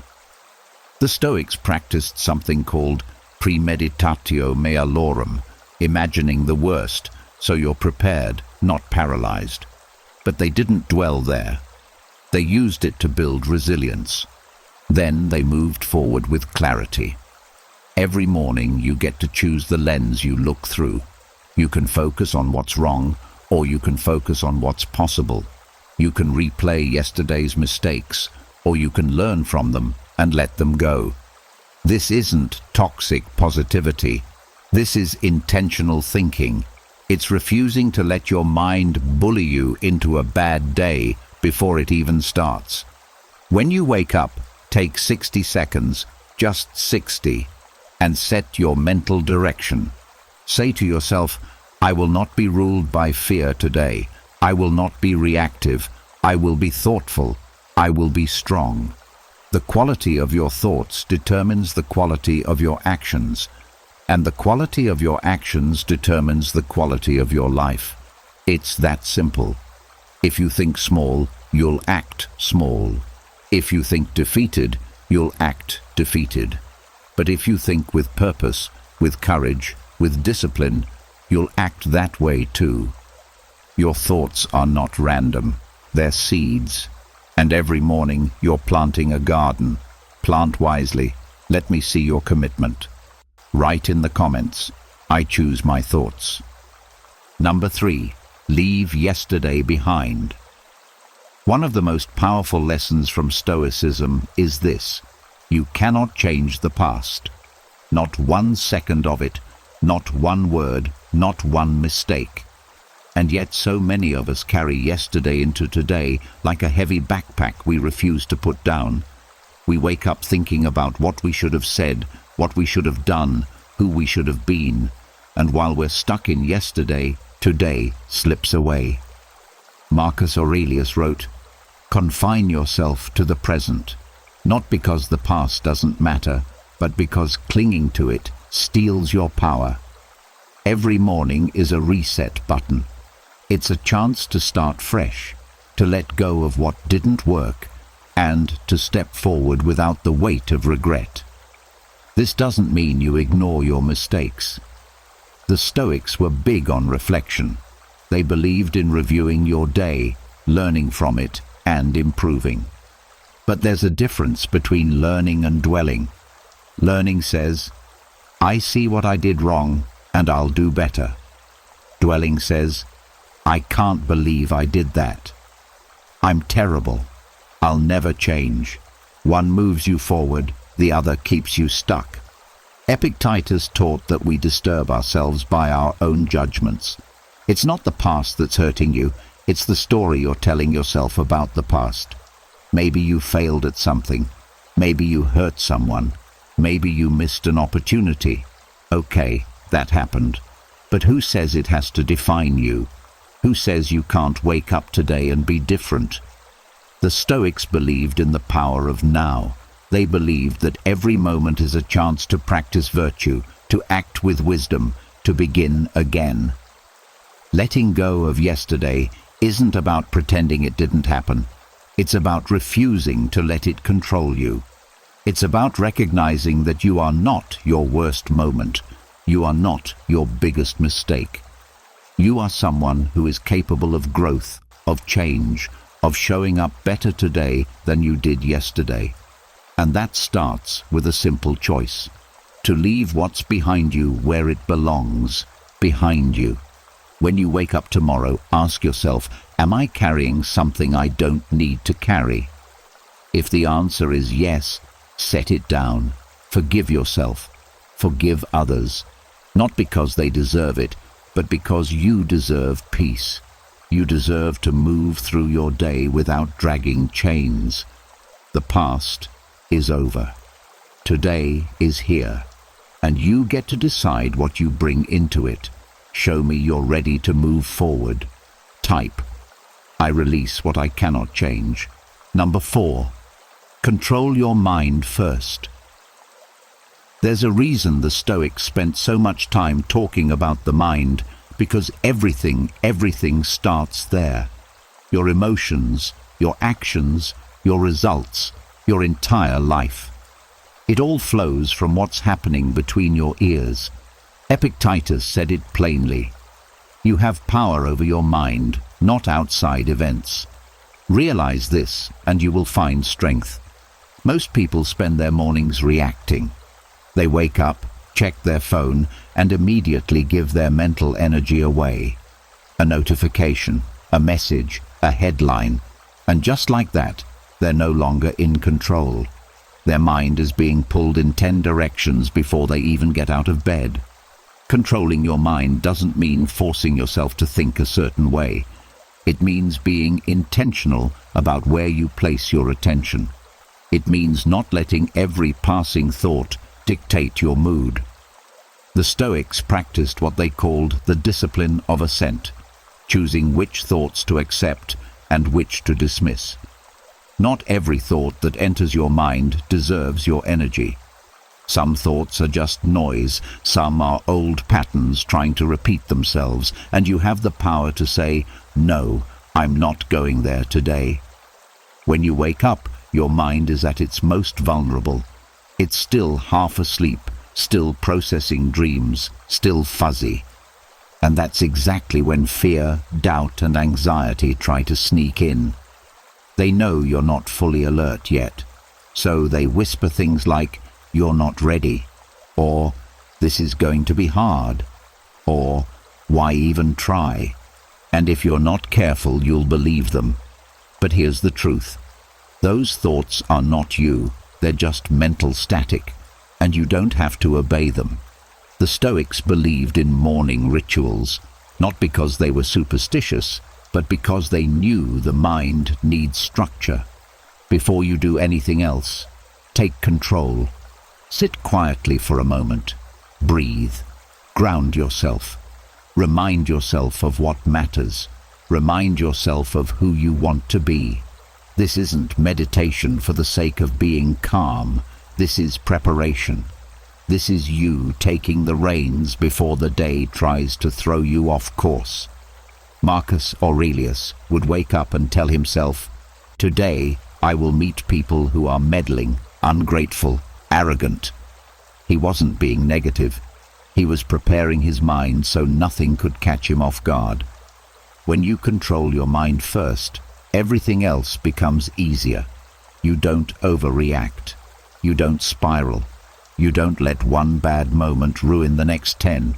You move through your day with clarity, with intention, with power. And that doesn't happen by accident.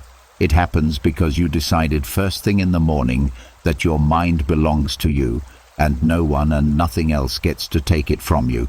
Claim your power in the comments below. I control my mind. Number 5. Start strong, finish stronger. There's a concept in physics called momentum. An object in motion stays in motion. And the same is true for your life. How you start your morning creates momentum that carries you through the entire day. If you start slow, distracted and half-hearted, that energy follows you. But if you start strong with clarity, with focus, with action, you build a force that's hard to stop. The Stoics understood this deeply. They didn't wait to feel motivated. They didn't wait for inspiration. They acted first, and the energy followed. Seneca wrote, "Begin at once to live and count each separate day as a separate life." That means you don't ease into your day. You don't warm up to it. You attack it, not with stress or aggression, but with purpose. You decide what matters most. And you do that first, not later, not when you feel like it, first. Because when you win the morning, you win the day. And when you win the day, you win your life. It's that simple. Starting strong doesn't mean you have to do something huge. It means you do something that matters. Maybe it's 10 minutes of reading. Maybe it's a workout. Maybe it's journaling. Maybe it's tackling the hardest task on your list while your mind is still fresh. Whatever it is, it should be something that makes you feel like you've already won before most people have even started. The Stoics called this practicing virtue. Doing the right thing even when it's hard, especially when it's hard. But here's the key. Starting strong is only half the battle. You also have to finish stronger. A lot of people start with fire and fizzle out by noon. They make big plans and quit halfway through. The Stoics hated that. They believed in endurance, in consistency, in seeing things through. Marcus Aurelius said just that you do the right thing. The rest doesn't matter. It's not about being flashy. It's about being faithful to your commitments. It's about doing what you said you'd do. Even when no one's watching, even when it's boring, even when it's hard. Every morning, ask yourself 2 questions. How will I start today? And how will I finish today? Because the truth is, a strong start with a weak finish is just wasted potential. But a strong start with a strong finish, that's how you build a life you're proud of. That's how you build discipline. That's how you become unstoppable. Start strong. Stay strong. Finish stronger. Declare your intention. Comment, "I finish what I start." Number 6. Act now. Don't wait. Procrastination is a silent killer. It doesn't scream at you. It doesn't announce itself. It just whispers, "You can do it later." And before you know it, later becomes never. The Stoics had zero patience for delay. They understood that time is the one thing you can never get back. Marcus Aurelius warned, "Think of yourself as dead." You have lived your life.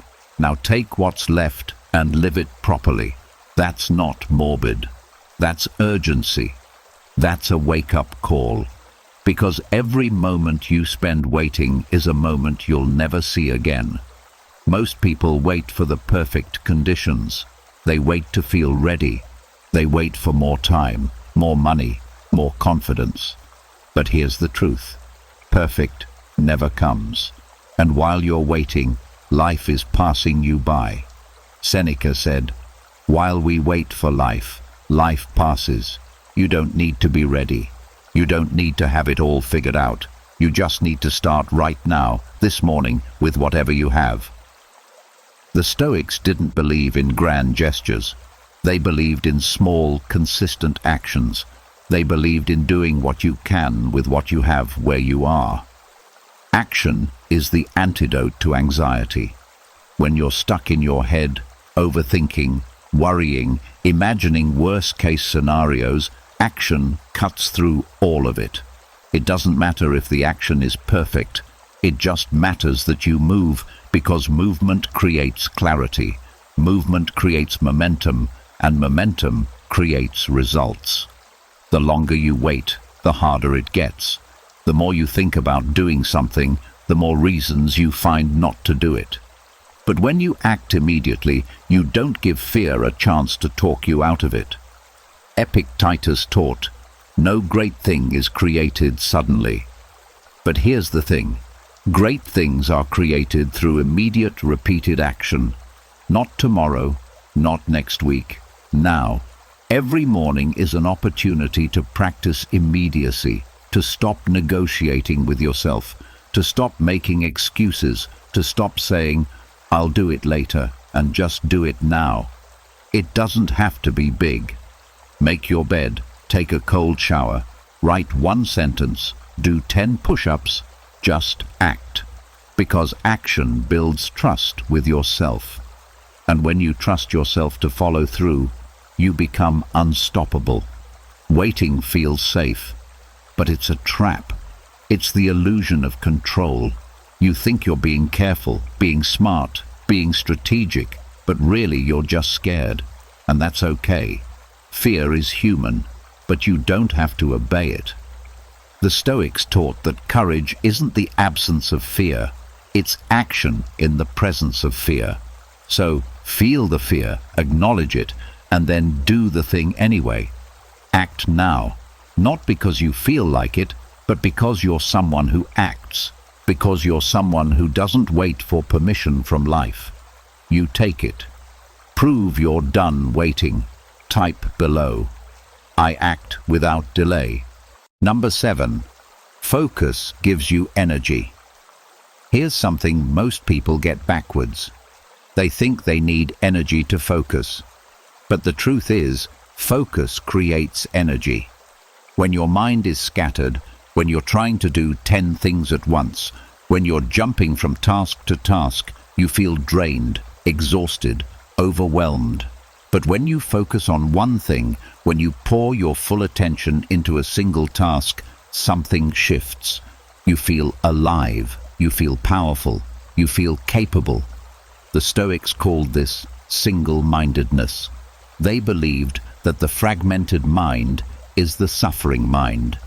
Marcus Aurelius wrote, "Concentrate every minute like a Roman, like a man, on doing what's in front of you with precise and genuine seriousness. Not what's behind you, not what might happen later. What's in front of you right now, this moment, this task, this breath. Because when you're fully present, you're not wasting energy on worry. You're not leaking attention to distractions. You're channeling everything you have into what matters. And that's where real power lives. Every morning, distractions are waiting for you. Your phone, your email, social media, the news, other people's problems. And every time you give in to a distraction, you're giving away a piece of your energy. The Stoics understood that attention is a limited resource. You only have so much of it, and where you place it determines what you create, what you accomplish, and who you become. So guard it, protect it. Don't let the world steal it from you before you even start your day. Seneca said, "To be everywhere is to be nowhere." When you're multitasking, you're not really doing anything well. You're just spreading yourself thin. But when you focus, truly focus on one thing, you do it better, you do it faster, and you feel better doing it. Focus isn't just about productivity. It's about presence. It's about honoring the moment you're in. It's about saying, this matters. I'm here. I'm not half-present. I'm all in. Every morning, decide on your focus. What's the one thing that, if you did it today, would make everything else easier or unnecessary? Do that first. Give it your full attention. No phone, no interruptions, no divided mind, just you and the work. The Stoics believed that virtue is its own reward. But focus. Focus is your superpower. It's what separates the people who drift from the people who dominate. And it starts the moment you wake up with the decision. Today, I will be fully present. Today, I will focus. Tell the world your decision. Comment, focus with intention. Number 8. Small wins grow big. There's a lie we tell ourselves that success has to be massive to matter, that unless we're making huge leaps, we're not making progress. But the Stoics knew better. They understood that greatness isn't built in one explosive moment. It's built in 1,000 small, consistent actions that no one sees. Epictetus said, well-being is realized by small steps, but is truly no small thing. Every morning you wake up and do one small thing, right? You're building something. You're creating momentum. You're becoming someone new. Think about it. You don't become disciplined by making one big decision. You become disciplined by making the same small decision over and over again. You don't build strength by lifting heavy once. You build it rep by rep, day by day. The same is true for your mind. Every morning you choose to get up instead of hitting snooze. That's a win.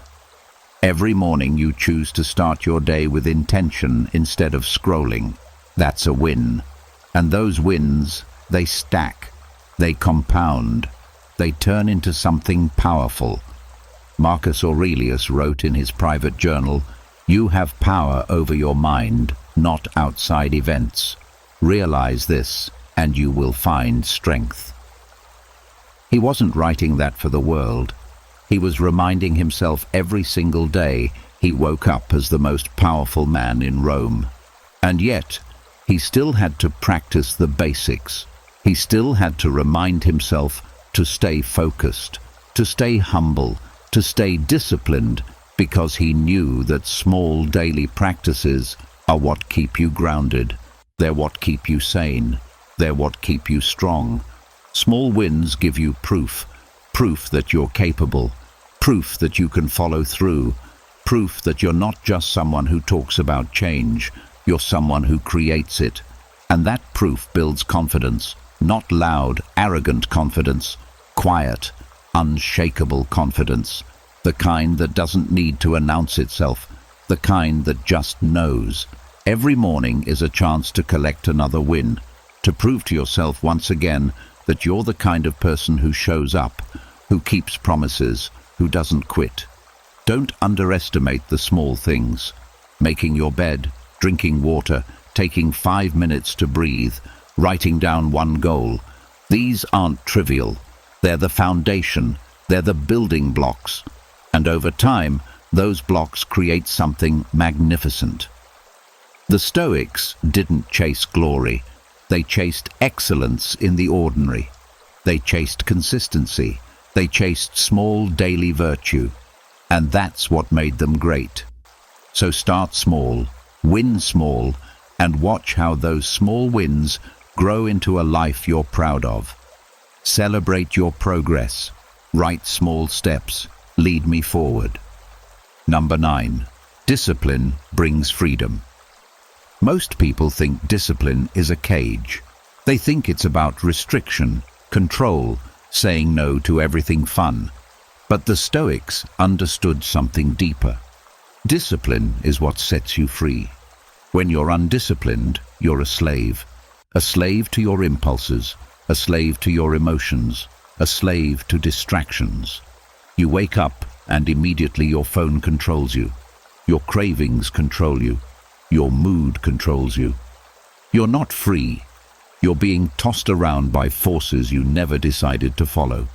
But when you practice discipline, you take back the wheel. You decide, you choose, you lead your own life. Epictetus, who was once a slave himself, wrote, "No man is free who is not master of himself." He knew what real freedom meant. It's not about doing whatever you want whenever you want. That's chaos. That's weakness disguised as freedom. Real freedom is having the power to do what matters even when you don't feel like it. It's being able to say no to short-term pleasure because you're committed to long-term fulfillment. It's waking up every morning and acting according to your values, not your whims. Discipline in the morning creates freedom for the rest of your day. When you start strong, when you handle the hard stuff first, when you build momentum early, you're not stressed later. You're not scrambling. You're not behind. You've already won. You've already done what most people won't do. And now you get to move through your day with ease, with confidence, with peace. That's freedom. Not the freedom to do nothing. The freedom to do what matters without being controlled by fear, distraction, or doubt.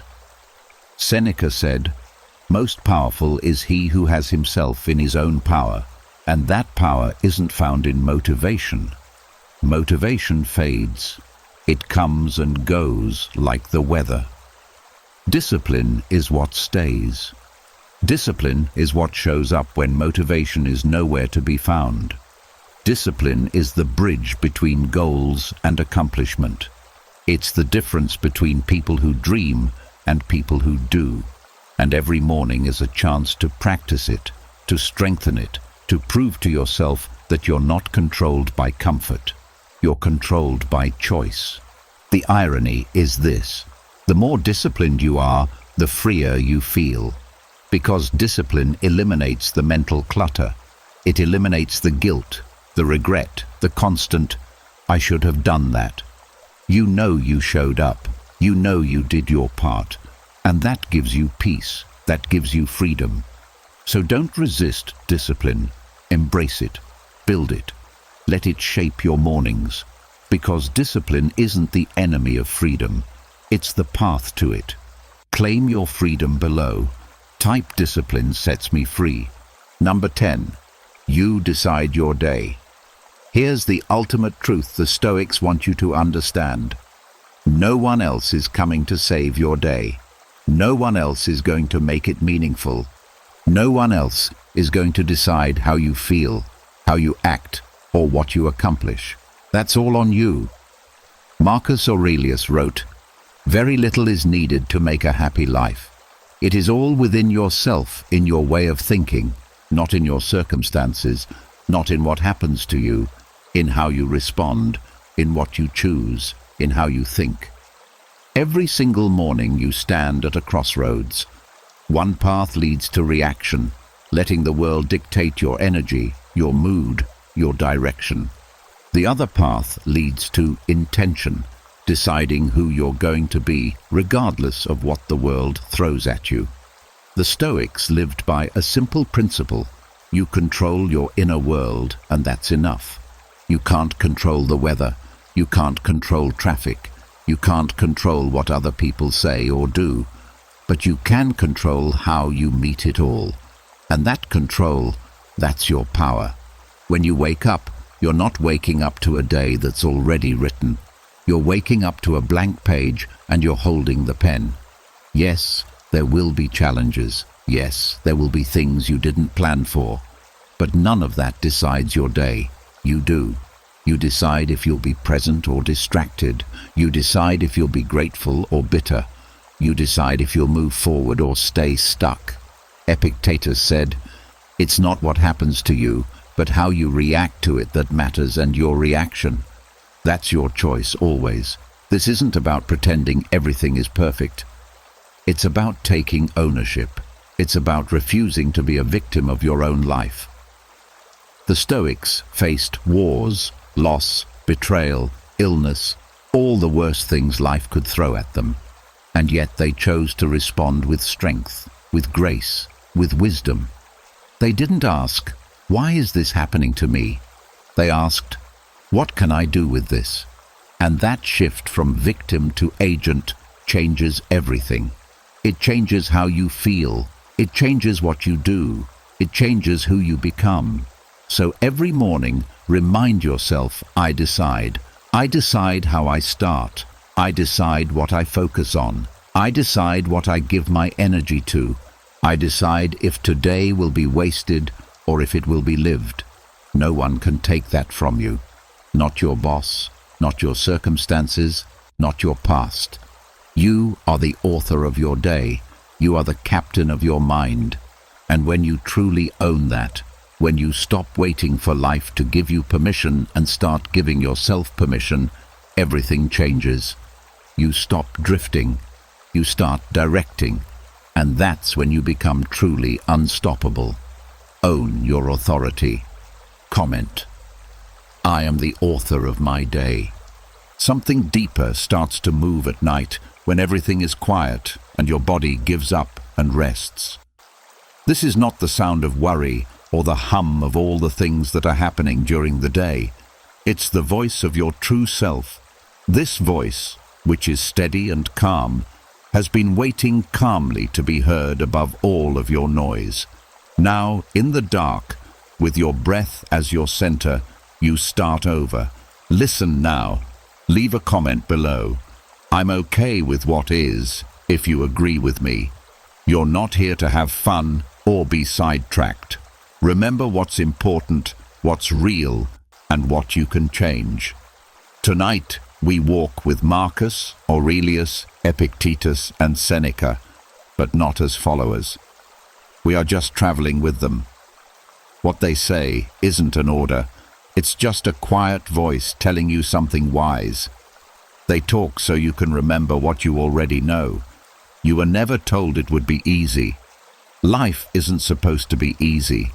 It is meant to make you better, to get rid of what isn't true and keep what is. Every hard time, every letdown, and every quiet loss has made you stronger. There is now space that needs to be filled with truth, not ease or hope. Clarity, because you can't be shaken until you're clear. Don't wait around for peace to come to you. You have to make it in the fire of every choice. Peace is not just the lack of chaos. Not letting it move you is what it is. Though the Stoic isn't numb, he stands firm when the winds pick up. This is because he has trained his soul to keep its shape. He knows what he can carry and what he has to give up. It all begins right now, with this breath and this moment. You don't need more time, answers, or chances to get it right. You need to go back to that still place inside you where nothing else can affect you. Even though people can talk and weather can get worse, the future may still not be clear. You can still stand, sleep, and let go. Things you're afraid of, like losing power, fame, praise, and even love, don't really belong to you. You never owned it. Not really. You have the power to react, to pick how you see things and how you act. No one else can take that away from you. That is the only real thing you own. Be very careful with it. For the Stoics, there is only one real way to divide life: what you can manage and what you can't. It doesn't matter what else. If you can change your thoughts, actions, or beliefs, then you should take full responsibility for them.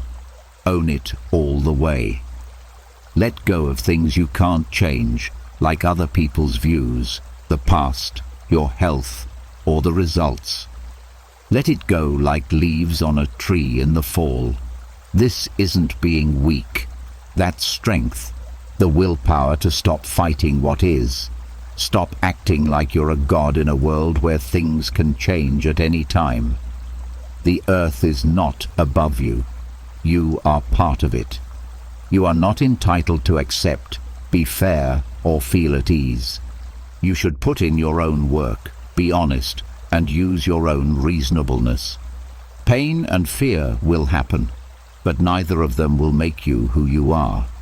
What you do with them is what makes you who you are. You can fight, whine, and give up, or you can face, accept, and change. The Stoic doesn't want bad things to happen, but when they do, he handles them with the ease of an old friend. He does it because he knows it is the only way to grow, not because he likes it. Seneca wrote that we suffer more in our minds than in real life. How many nights have you missed because you were worried? How many times have you wasted time by dreading pain that never came? Tonight should be different. Tonight, let's go back to what is, not what was or what if. The past is not at peace. The future is out of our hands. This is the only thing. Your body, your breath, and your mind. That's enough. That's enough every time. In times when it doesn't seem like it, that means you're no longer in charge. Come back over and over. Come back. You're not your thoughts. You are not how you feel. It's not you that you failed. All of those things rise and fall in you. You are the one who can see. You can also make a clear choice if you can see well. And you can live a happy life if you can make a good choice. The Stoics don't expect everyone to be perfect. They want you to be honest. Are you living the way you believe? Are outside forces controlling you? Do you still think the world is to blame for your problems? They're not meant to make you feel bad. They'll wake you up and call you home, because there is no such thing as home. That's what it means. When you get home tonight, you're not running away from the world, you're letting go of it. When you accept things as they are, not how you want them to be. That is what Stoicism means at its core. Not apathy or coldness, but a deep connection with what is real and unchangeable. You really do breathe. You really did make that choice. Your answer is true. Everything else is short-lived. Beautiful, maybe even important, but only for a short time.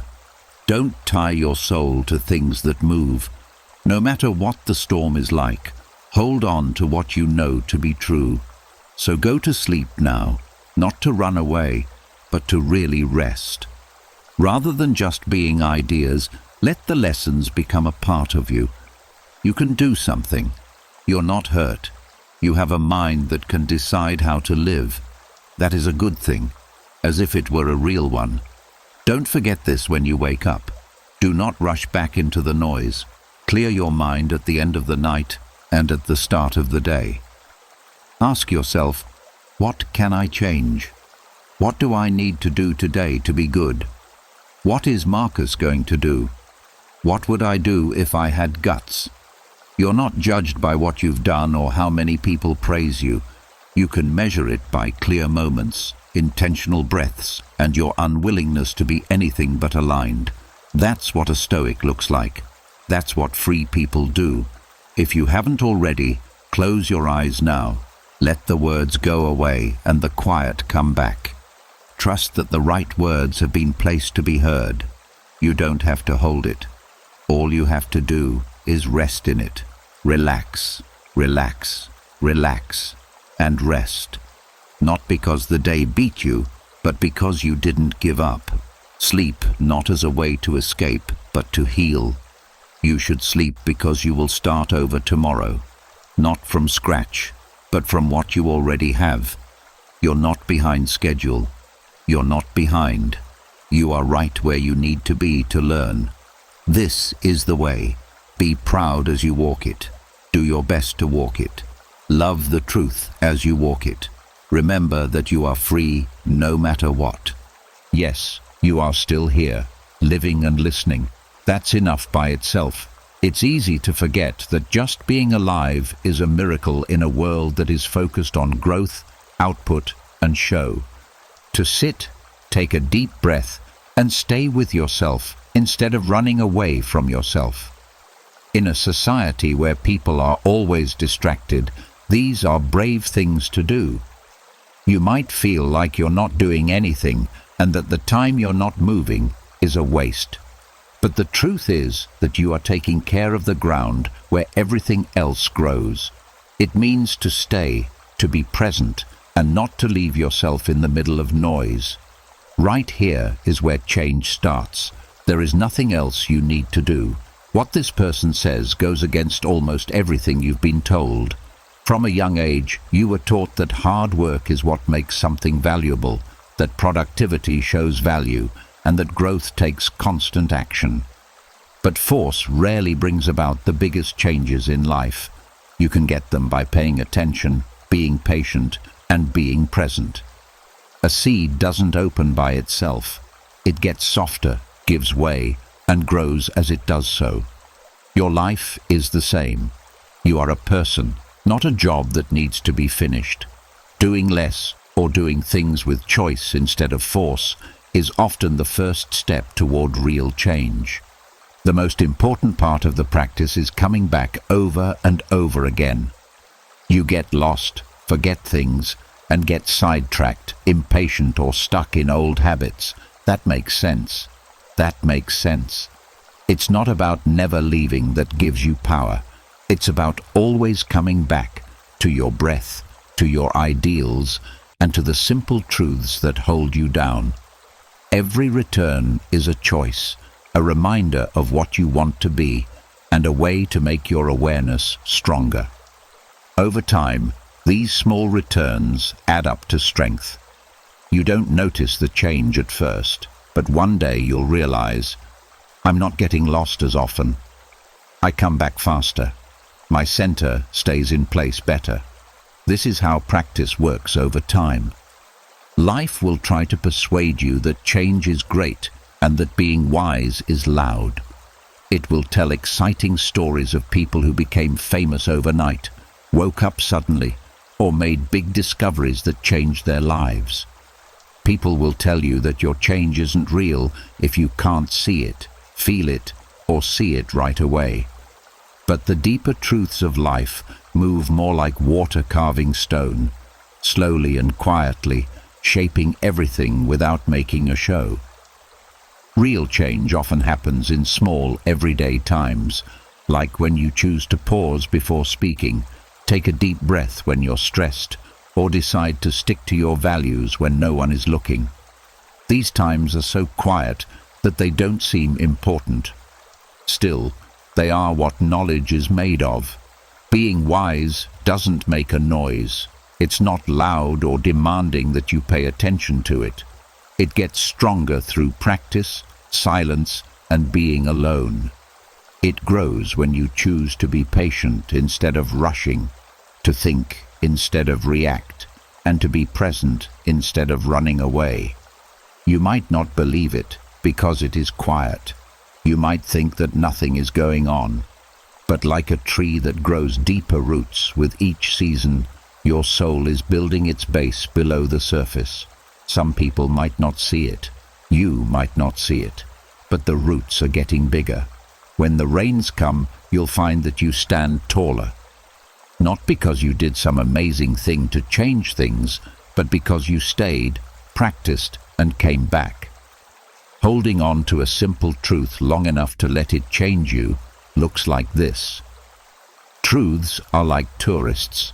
Most people only see them for a short time, admire them, and then move on to the next insight or inspiration. Truth is not fast food, though. It's food that needs time to break down. To stay with a simple fact is to let it change you, to look at it every day, that you can use to judge the choices you make, to let it become part of your daily habits, not just something you think about. This work is not showy, but it is very deep. The truth stops being a thought you visit and starts being a place you live. A steady breath. This is both a sign and a way of life. The air you breathe in and out is always there for you. It doesn't ask you to do anything. It only wants you to notice it. Putting your attention on your breath brings you into the present moment, which is the only place where life really happens. Every breath in is a taking, and every breath out is a letting go. There is a quiet knowledge in that rhythm. You don't stay alive by holding on, but by moving. You learn to receive without holding on, and to let go without fear through the breath. Every time you go back to it, you practice being free and calm. Freedom from the strong desire to be somewhere else or someone else than who you are. A quiet time to remember. This is what practice is all about, getting back to who you are amidst the noise. Remember the ideals you've chosen, the truths you've found, and the person you're becoming. It's normal to forget. The world is meant to make you forget, to focus on other things, and to make you believe that your value lies in always being on the move. Reminding yourself is a soft way to fight back. You don't try to stop the noise. You look at yourself again. You don't try to be clear. You keep going back to the simple facts until you get it right. This memory isn't dramatic, but it changes you because it brings you back to what's real. If you hold on to a simple truth for long enough, it will change you. It could be a truth about being patient, kind, brave, or aware that things change. It looks like just a thought at first, but if you remember it, live with it, and use it to judge your life, it starts to slowly change you. Like water, making stone smooth. It smooths out the rough spots in your responses, habits, and decisions. One day you understand you don't need to make people wait anymore. You're just patient. You don't try to be nice anymore. Being kind comes easily. The truth has moved from your mind to your heart, and then to your life. This is the real job. Not big actions or sudden realizations, but coming back to what's important every day. Yes, you are still here, living and listening. That's enough. There's nothing else you need to do. You don't have to reach knowledge all at once or fix every flaw all at once.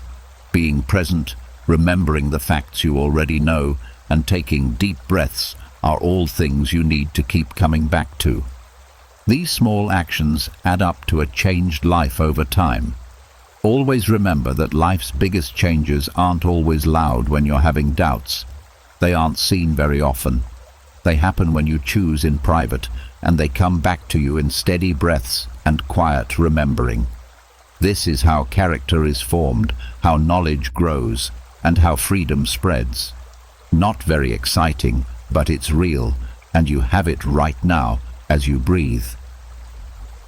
The Stoics were not superhuman. They were not immune to loss, fear, or pain. They simply chose to train their minds to see clearly through it, to not let emotion dictate reason, to not let chaos decide character, and most of all, they refused to live by chance. They chose principle every day, especially on the hard days. You don't become strong by avoiding discomfort. You become strong by walking into it. Eyes open, jaw relaxed, breath steady. The fear you feel now, the ache you carry, the tension behind your eyes, they are not signs that you're failing. They are invitations to go deeper, to see what still holds power over you, and to reclaim it. Every emotion begins with a judgment. Something happens, and your mind decides what it means.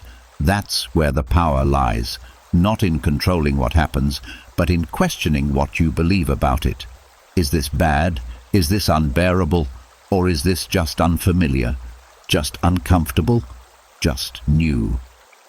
You get to decide the meaning always. When you begin to see clearly, you begin to suffer less. Not because pain disappears, but because confusion does. What hurts more than pain is not understanding it, not knowing why it's there, not knowing what to do with it. But if you can say, "This moment is part of my path, I accept it, I will use it," then you become unshakable. The Stoic does not reject emotion, he questions it. He investigates it. He welcomes it. As a messenger, anger says something matters to you. Fear says there is risk here. Envy says you've forgotten your own values. Each one can teach if you are calm enough to listen. If you are still enough to see tonight, you are still. You are listening. So let's go deeper. Visualize now a moment from your life that still stings. Not to dwell, but to practice. Hold it gently in your mind. See the people, the setting, the emotion. Now ask, what part of this was in my control? What part was not? And where am I still holding on to what was never mine? Let it go. Whatever it is, let it go. Not because you don't care, but because you care too much to keep carrying something that weighs you down. Carry only what sharpens you. Carry only what is yours, and let the rest fall away, slowly, gently, without drama, just like breath leaving the lungs. Seneca wrote, "He who is brave is free." And bravery in this moment means choosing calm when panic is easier, choosing discipline when distraction is tempting, choosing gratitude when bitterness feels justified. That's what makes you free, not circumstances, but choices. Right now, you are practicing freedom with every breath, every decision to stay here and listen, every act of letting go. You are shaping your soul, not for tomorrow, for now, because how you live now is how you live always, and what you do in stillness will echo in motion. There is no finish line, no moment when you become fully stoic, perfectly wise, or entirely at peace. There is only the practice, the return, the act of showing up again and again for what is real, what matters, what leads you to a higher self, even when it's inconvenient. Do not believe the lie that says you must wait to begin, that you need more healing, more confidence, more clarity. Begin now. Begin confused. Begin uncertain. Begin afraid. Because the act of beginning is what creates all the things you think you need first. Marcus Aurelius reminded himself every morning, you could leave life right now. Let that determine what you do, say, and think. This isn't about fear of death. It's about clarity of life. You don't have forever. That is not sad. That is liberating. You don't have time to live someone else's values. What if you let go of the image you're trying to keep up? What if you drop the need to be admired, validated, understood? What if your only goal was to live in harmony with your own reason, with nature, with truth? That is stoic freedom. That is dignity. As your body softens into sleep, let your mind rise into awareness. Ask yourself, what do I truly value? What am I living for? What am I willing to suffer for? Because the Stoic does not avoid suffering. He assigns it purpose. He chooses what is worth it and lets the rest fall away. This is not about control. It's about surrendering to reality and then choosing your response with precision, with love, with character. You are not powerless in a chaotic world. You are powerful in how you face it. And that power comes not from effort, but from presence. Let your mind be like water, still on the surface, deep in essence. Thoughts may ripple, but your center remains untouched. When insult comes, let it pass through. When praise comes, let it pass through. When fear comes, see it, name it, and let it drift like smoke in the wind. The external world will always change. People will come and go. Opportunities will rise and fall. Your health will shift. Your body will age. But if you anchor in virtue, in wisdom, courage, temperance, and justice, you will always know where you stand. Always. You don't need to impress anyone. You don't need to explain yourself. You don't even need to be understood. You need only to be aligned. When your actions reflect your values, when your words reflect your principles, when your silence reflects your strength, that is enough. Remember, suffering is not the enemy. Confusion is. And clarity is born not from answers, but from presence, from looking at what is without flinching, without fantasy, and saying, this too I can face. That is the Stoic creed. So sleep not as escape, but as training, sleep as renewal. Let this rest become a foundation. Let these words shape your subconscious. Let your mind soak in the truth. You are free, not because life is easy, but because you choose to live by reason, by principle, by truth. No one can take that from you. Not failure, not heartbreak, not loss. Those things will come, but if you are grounded, you will not fall with them. You will feel them, yes, but you will remain whole. And in that wholeness, there is peace no one can give you and no one can take away. Now, breathe deep and steady. Let this final thought guide you into stillness. Nothing outside has power over your soul unless you give it permission tonight. Withdraw that permission. Reclaim your strength. Reclaim your stillness. Reclaim your sleep. You are here. You are whole. You are home. You are still breathing, still present. That is a victory. So much of life is lost in distraction, in noise, in trying to escape what already is. But not tonight. Tonight, you are here. You are still. You are choosing to be with yourself. That choice alone places you among the strongest. It is not your accomplishments that make you powerful. It is not your titles or your possessions. What makes you powerful is the way you carry yourself when the world doesn't reward you.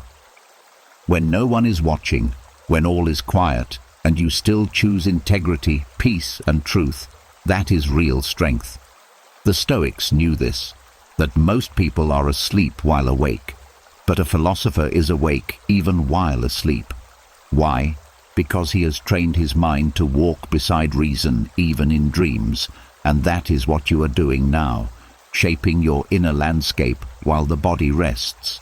This is not just sleep, it is transformation. There is a part of you that cannot be shaken. You may forget it. You may bury it beneath noise, beneath distraction, beneath the endless urgency of daily life. You may doubt it when storms rise, when losses sting, when people misjudge you or circumstances betray you. But beneath all this, steady and unmoved, there remains something constant. You may call it your center, your core, your soul, your reason. The Stoics called it the logos within, the spark of rational order, the piece of divine reason that connects you to the whole. Whatever its name, it is there, unbroken, unshaken, waiting for you to return. It doesn't panic when plans fall apart. The surface self does. The part of you that wants control, that clings to outcomes, that maps out a future and demands that life obey. This part panics when things unravel. It feels betrayed when effort does not yield the result it expected. But deeper within, the logos does not panic. It knows that plans are only sketches, that the future is always uncertain, that control is never absolute. The rational soul accepts reality as it unfolds because it sees beyond the moment, beyond the narrow window of ego's desire. Where the surface mind says this should not be happening, the deeper mind says this is happening. Now, what is the right response? That shift alone is the difference between despair and resilience. It doesn't chase applause. The ego craves recognition, and the world fuels this craving by holding up applause as proof of worth. You learn early to measure yourself by praise, grades in school, approval from peers, recognition in work, admiration from strangers. But the Logos is not fooled by this. It knows that applause is fickle, that it can be given or withheld for reasons that have nothing to do with truth. Applause is about others, not about the integrity of your actions. The rational soul does not need it. It finds peace in alignment in the quiet knowledge that you acted with justice, with honesty, with courage. Applause may come or it may not, but it adds nothing essential. The act itself done rightly is its own reward. It doesn't need to prove. How much of life is wasted in proving? Proving you are strong, proving you are worthy, proving you are enough. Proving is the endless performance of insecurity, the desperate attempt to convince both yourself and others that you deserve to exist. But the Logos does not play this game. It knows that your worth is not in question. You exist, therefore you are already worthy. You breathe, therefore you are already enough. The rational soul does not argue for its place. It simply is. When you let this part of you lead, the exhausting need to prove dissolves. You live not to impress, but to embody, not to persuade, but to practice, not to prove, but to be. That part is the Logos within you, the rational soul. It is calm because it sees truth. It is steady because it understands limits. It is quiet because it does not need validation. This is the part of you the Stoics urged you to cultivate, not because it denies emotion or dismisses humanity, but because it harmonizes everything. The rational soul is not cold logic. It is reason aligned with nature, with reality, with the order of things. It honors feeling, but it does not let feeling rule. It acknowledges desire, but it does not let desire enslave. It is the balance point where wisdom, courage, justice, and temperance meet. It watches quietly, calmly. This watching is the heart of its power. The untrained mind is always entangled. It identifies with every thought, every fear, every craving. It says, I am angry, I am afraid, I am broken. But the rational soul observes differently. It says, anger has arisen, fear has appeared, pain is present. It notices without collapsing into identification, and in noticing it creates space, space to breathe, space to choose, space to respond. The watching self is not aloof, but aware. It does not flee from experience, but it does not drown in it either. Like a calm witness to the play of life, it holds presence without panic. And when you let it lead, life becomes simple, not easy, but clear. This distinction matters. Simplicity is not the absence of challenge. Life will still bring difficulty, loss, uncertainty. But simplicity means you see what is essential. You see what belongs to you, your choices, your actions, your character, and what does not. You no longer exhaust yourself chasing what cannot be controlled or clinging to what cannot be kept. You devote yourself instead to what is yours to govern. The noise quiets, the distractions fade. What remains is the clarity of a life oriented around virtue, not easy, but clear. Difficulty remains, but confusion dissolves. You know what is required: patience in the face of delay, courage in the face of fear, justice in the face of conflict, humility in the face of success. These are not always easy, but they are always clear. The rational soul does not remove hardship, but it reveals the path through hardship. It shows you that even when everything else is uncertain, you can act with integrity. Even when everything else is lost, you still have yourself to govern. This clarity is freedom, And this freedom is peace. The world will tempt you to forget this. It will lure you with applause, frighten you with chaos, seduce you with comfort, distract you with noise. It will insist that peace comes from control, from recognition, from accumulation. And again you will be tempted to believe it. You will chase, you will panic, you will strive to prove. But each time you remember the logos within you, each time you return to the unshakable core, you will see how empty those pursuits are.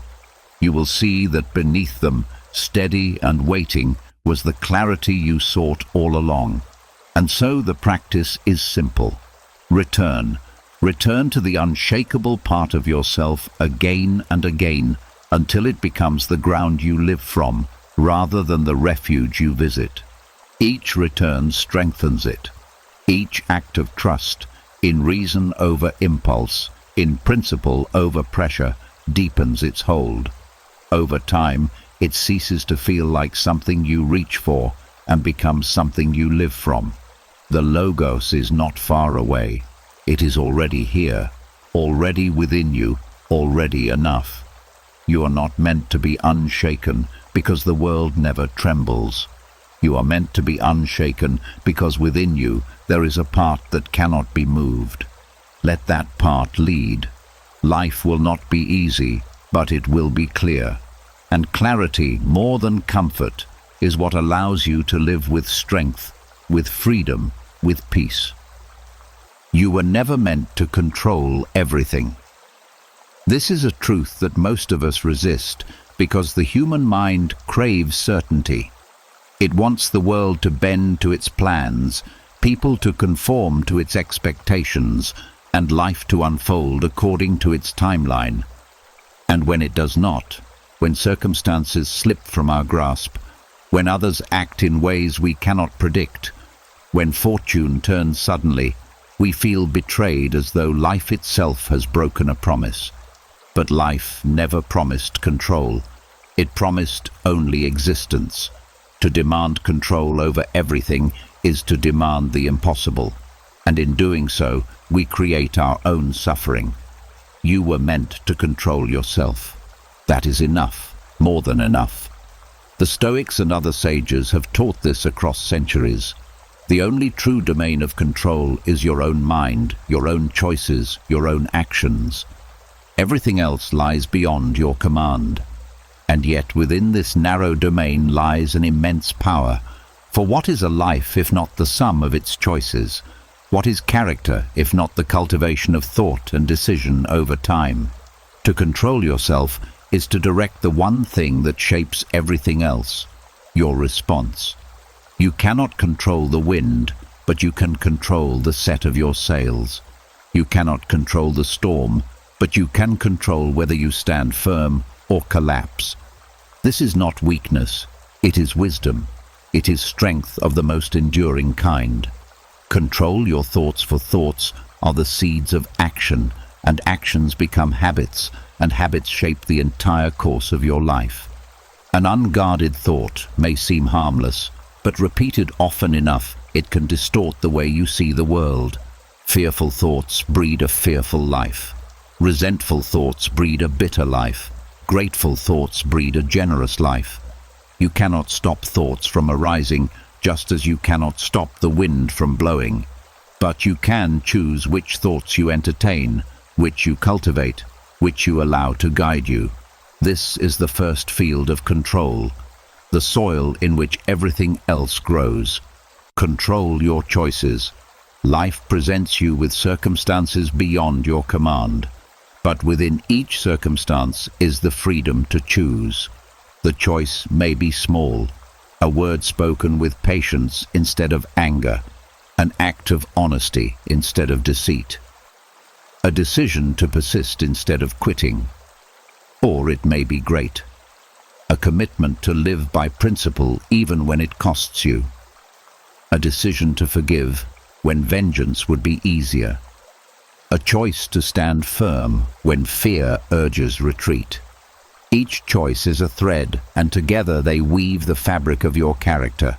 You cannot control what others do, but you can control what you do. That is enough to shape the life you live. Control your direction. This does not mean controlling every step or predicting every outcome. It means setting your course according to your values and adjusting as needed when life shifts beneath you. The sailor cannot control the wind or the sea, but he can control the rudder, the sails, the bearing of the ship. Direction is not certainty. It is orientation. When you know who you are and what you stand for, you have a compass. You may be blown off course, delayed, diverted, but you are never truly lost because you know the direction you must return to. Without this, you drift endlessly, a captive of fortune. With it, you hold your own even in storm. Everything else is weather. This is not dismissal. It is perspective. The world will bring sun and storm, fortune and misfortune, praise and blame. You cannot stop the winds from rising, nor the rains from falling. You cannot prevent the shifting of seasons. To fight against this is futile. To accept it is liberating. Weather can be harsh, but it cannot touch your inner citadel unless you let it. When you accept that everything outside yourself is weather, you no longer take it personally. The storm does not rage against you, it simply rages. The rain does not fall to spite you, it simply falls. What matters is not what the weather does, but what you do within it. Winds may rise, rains may fall, but if you hold your own, you will not be destroyed. Life has always been a field of storms.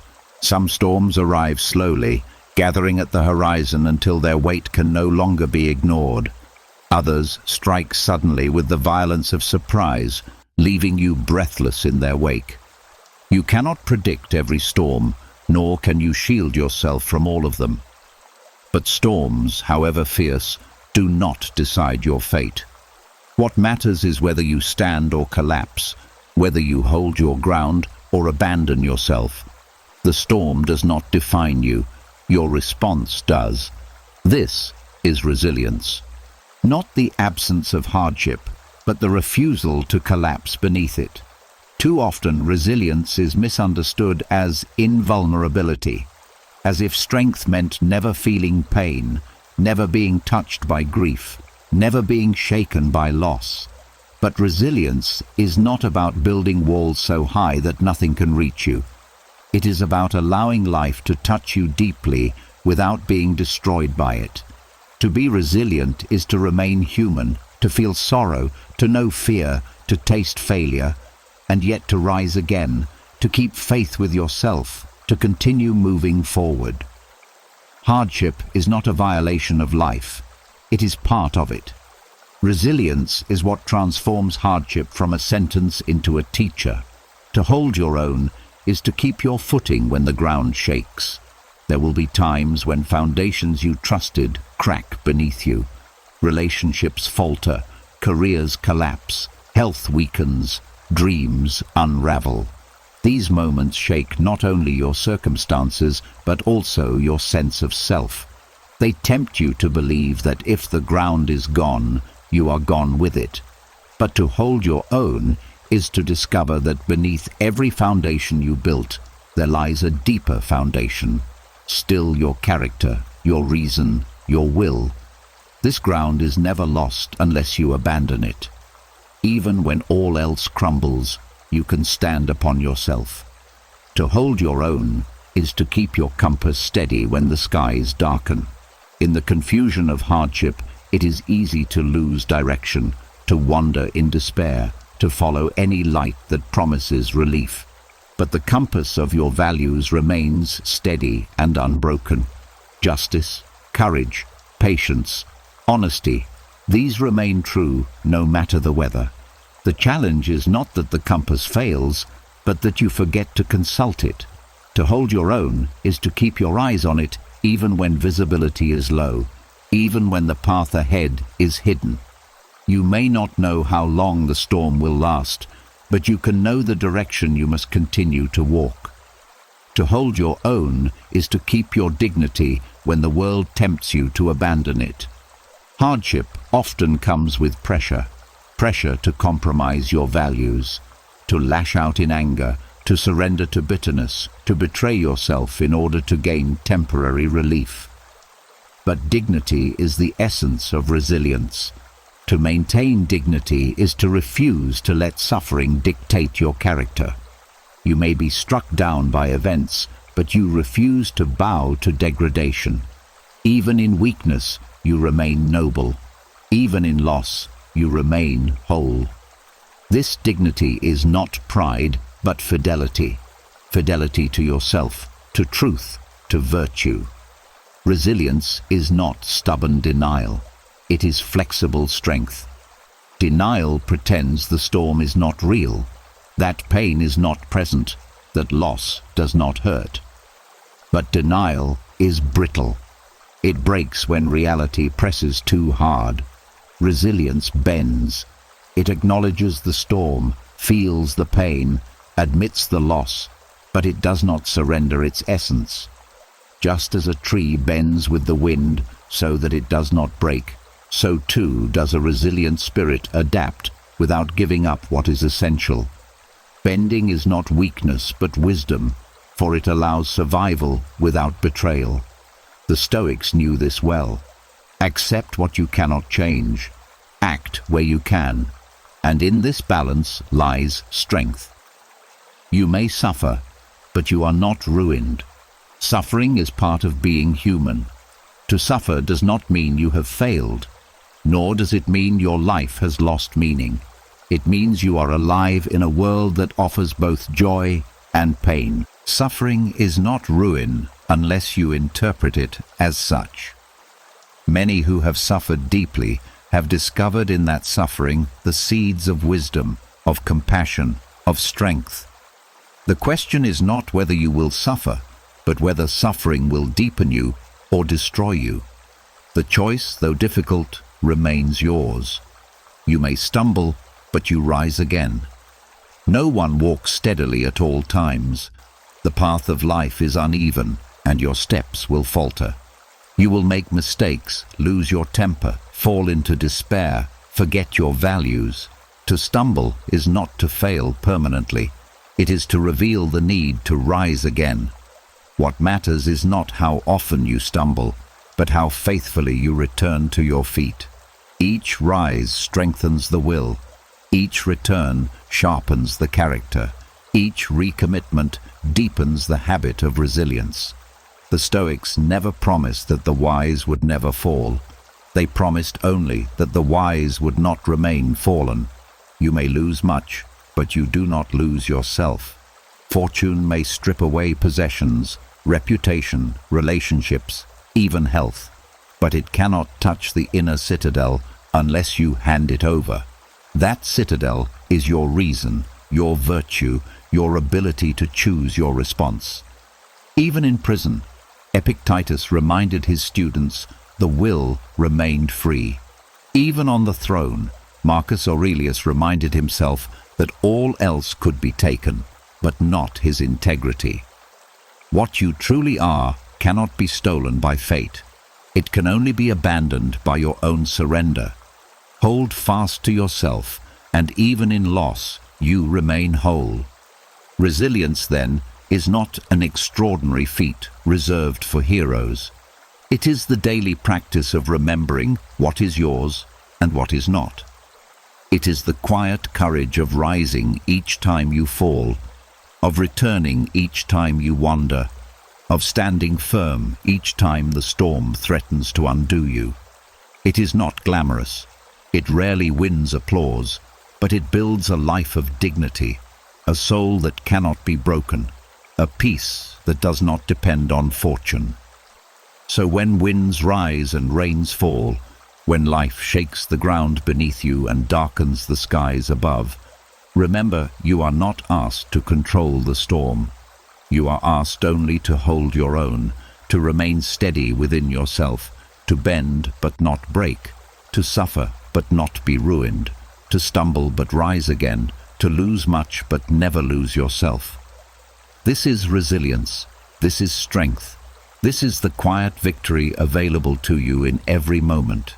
This strength is cultivated, not granted. No one is born with perfect self-control or unshakable resilience. These are forged through practice, through the repeated work of focusing on what is yours to control and letting go of what is not. Each time you resist the urge to rage against weather, you grow stronger. Each time you return to your values instead of your impulses, you grow freer over time.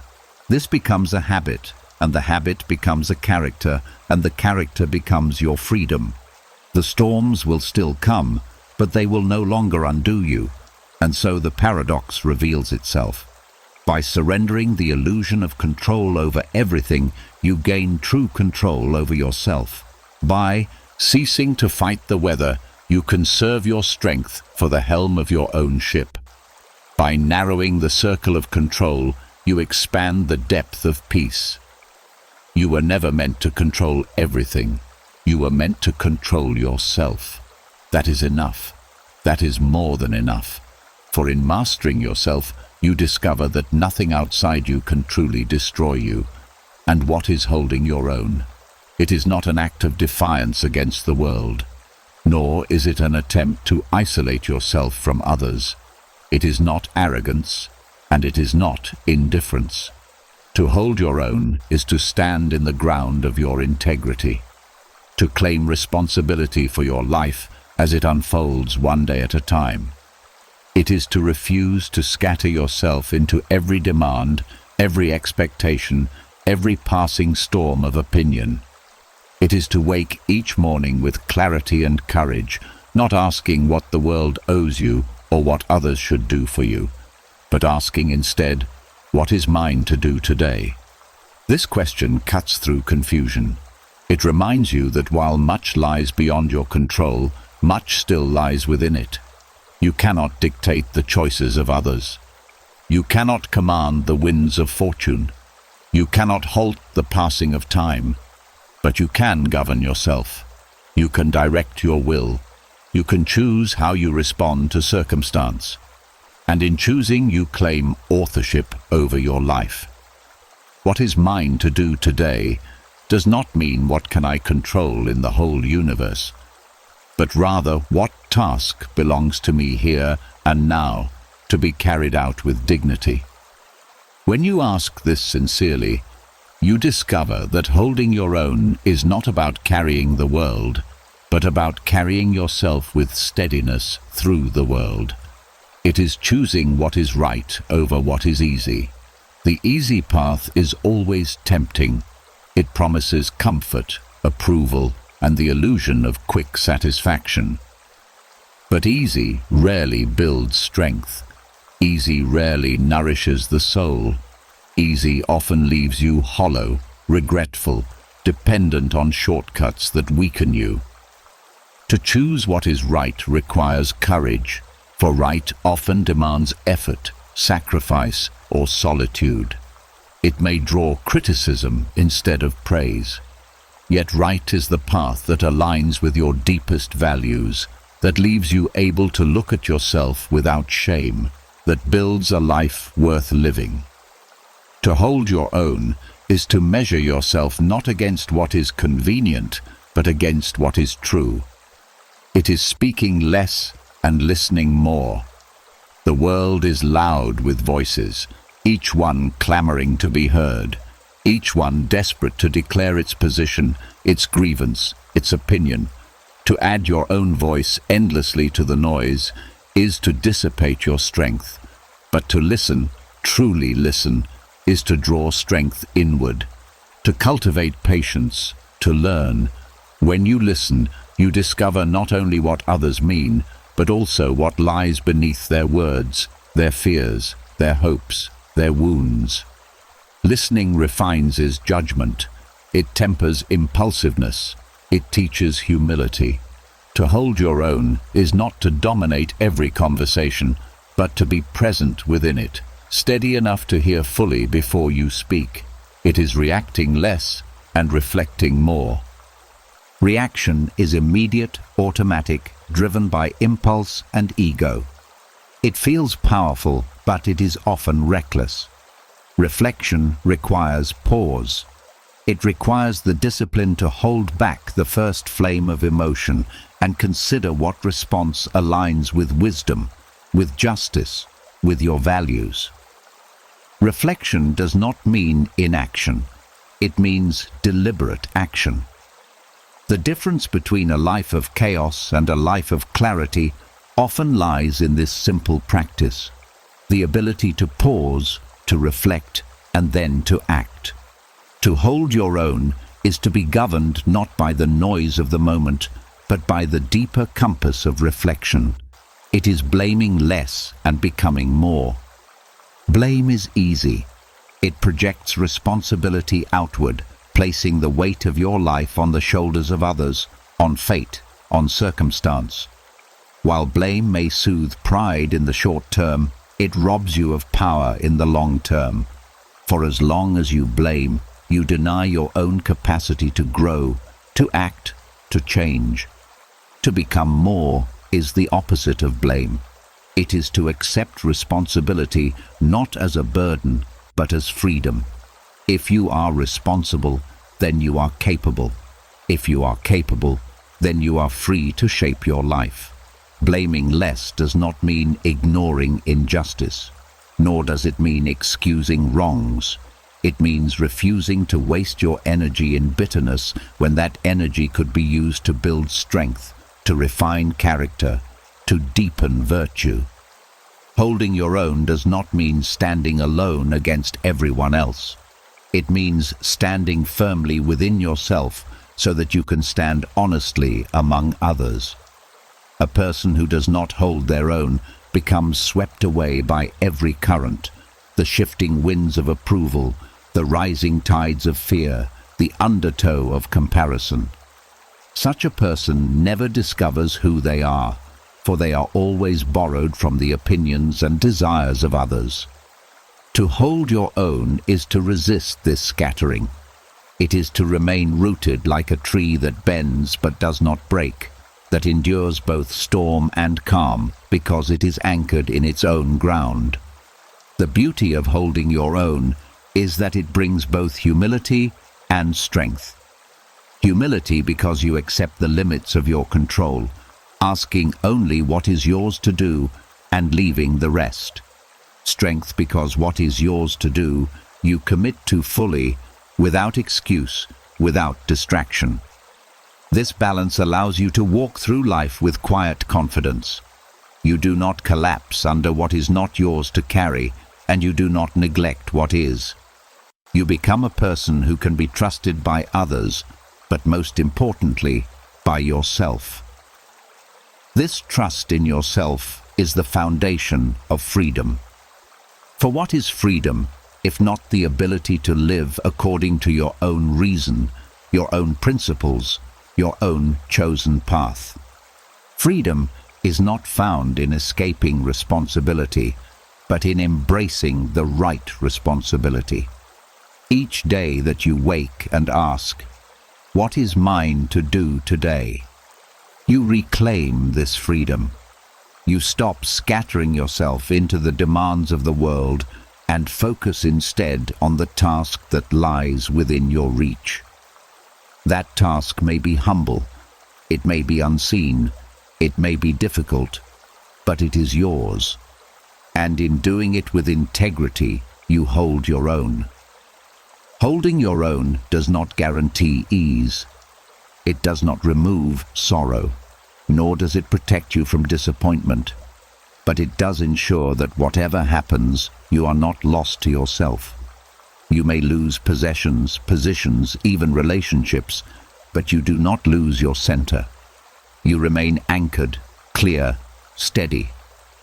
This is why the Stoics and other seekers of wisdom have always spoken of self-mastery as the highest good.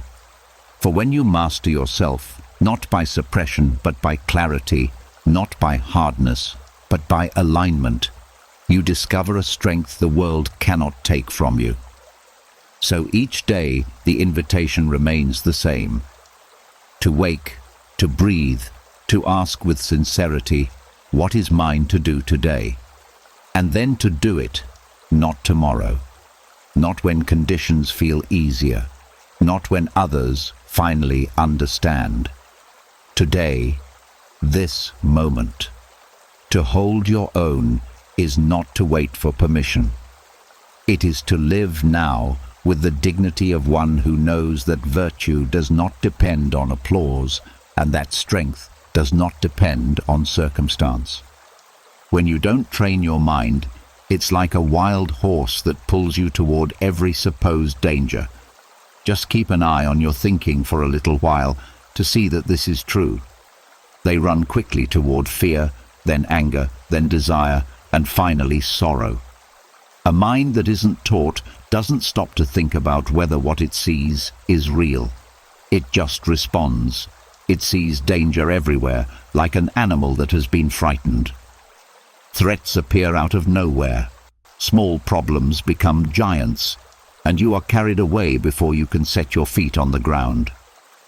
This is why whenever the mind is free, life seems so disorganized. You are always being pulled by something that doesn't know how to listen yet. But if you train your mind, it will be your reliable friend. Not suffocating or being mean is not what training means. You can't break a horse by hitting it. You have to be patient and keep practicing. The same is true for the mind. It can't be controlled by force, only by discipline. To train the mind, you have to keep bringing it back to awareness and teach it to think before it acts, to slow down when it's racing, and to check if the threats it sees are real or made up. The chaos gets less intense over time. The mind starts to see that you are in charge, to believe your advice, and to align with your values instead of making you panic. What used to run wild now moves with a plan. What fought against you before now helps you. It goes less fast. This is the first sign of getting ready. The mind that isn't taught jumps to conclusions, judgments, and fears too quickly. Silence or doubt are too much for it. It takes up all the empty spaces with noise. But with exercise, meditation, quiet time, and focused thought, the mind starts to slow down. It learns to stay in the present and enjoy what is, rather than rushing toward what could be. Being slow doesn't mean you're lazy. It means being steady. A slow mind is not lazy. It is thoughtful, careful, and measured. It gives you the freedom to pick and act on purpose instead of because you feel like it. It does here. At first, the mind doesn't want to listen. It would rather scream its fears and wants. But training makes it humble. Your mind learns that it doesn't have the last word when you keep bringing your attention back to it. That's how it learns to hear reason, ideals, and the still wise voice that's above all the noise. Emotions are still there when you listen, but listening gives you a chance to put them in context. When your mind is trained, you can hear fear without giving into it, anger without giving into it, and desire without giving into it. Listening gives you time to think. It does what you say. Not blind following, but alignment. This is the end of training. The mind starts to follow your better self, your logic, and your morals. A trained mind asks itself if running away out of fear is really necessary, or if it's time to be brave. When anger makes you want to fight back, a trained mind asks whether justice or patience would be better. When your desire makes you want to enjoy, a trained mind checks to see if it will make you stronger or weaker. Here, obedience doesn't mean giving up, it means working together. The mind stops being an enemy and starts being a tool instead of a ruler. This lesson shows a very important truth. You are not how you feel. Moods are strong, colorful, and convincing. They are parts of who you are, though. They are events, not who you are. They're not sky. but whether. You are the one who can see them. Fear creeps up on people like a cloud. Anger grows like a fire, and happiness blooms like the sun. You are the observer, the witness, the person who can say what is happening without being it. And it's not just seeing them, you decide what to do with them. This is the quiet fact that self-mastery is based on. It's not enough to just be aware of your feelings, you also have to choose how you will act when they happen. Being aware is not enough on its own. Being aware of the door opens it, but what goes through it is choice. If you don't give yourself a choice, awareness can lock you up, shining a bright light on all your urges without giving you the power to control them. But when you have a choice, knowledge turns into freedom. You take control of what comes up inside you when you see it. This is the training of a free mind, not to hide how they feel, but to guide their actions. When you don't train your mind, the line between emotion and behavior gets blurry. It's almost impossible to see the gap. When anger sets in, hurtful words are said before you can stop them. When fear strikes, you run away without checking to see if you need to. When desire strikes, you act without thinking about the cost. This is how an untrained mind works. It doesn't do things on purpose, it does things automatically. It looks like an unseen string is pulling on a puppet. Fear pulls, it runs away. Anger pulls, it hits. And desire pulls, it grabs. Every feeling turns into an order instead of a signal. The mind that isn't trained is always vulnerable to the next urge because life is always giving us new things to think about. But a mind that is trained makes that area bigger. It doesn't forget how you feel. It makes the time between feeling and acting longer. This break helps us understand. You can take a deep breath during that break. You could judge. You can pick. Anger is here, but I won't hurt. Fear is here, but I won't run without a reason. Desire is here, but I won't give up my values for it. This pause is small, but it's everything. It changes an impulse into a purpose, a reaction into a response, and a compulsion into freedom. It doesn't dull your senses, it lets you go. I'm mad, but I won't hurt anyone. This doesn't mean telling yourself not to be angry, acting like it's not there, or keeping quiet about it. In this case, it means recognizing its existence and then letting reason guide you. Anger can be a sign of wrongdoing, a line being crossed, or a value being threatened. But if nothing is done, it can be turned into a weapon from a signal. The educated mind asks, what is this anger showing me? What is the just action here? What serves the situation? What honors my values? What leaves me able to respect myself tomorrow? Sometimes the answer is to speak firmly, but without cruelty. Sometimes the answer is to wait until the heat cools. Always the answer is to act, not lash out. I feel fear, but I will not run without reason. Fear, too, is a signal. It warns of danger. It protects from harm, but it is not always accurate. It can exaggerate risk, distort perception, paralyze action. The trained mind acknowledges fear without being ruled by it. It asks, is this fear proportionate to the threat? Is there really a threat? What is the smart thing to do if it's real? Courage is not the absence of fear, but the decision to act rightly despite it. When you expand the space between fear and action, you give yourself the chance to choose courage over flight. I feel desire, but I will not abandon my values for it. Desire can inspire. It can drive creativity. It can move you toward what is good. But unchecked desire can enslave. It can lead you to betray your own principles, to sacrifice long-term integrity for short-term pleasure. The trained mind does not demonize desire, but it does not obey it blindly either.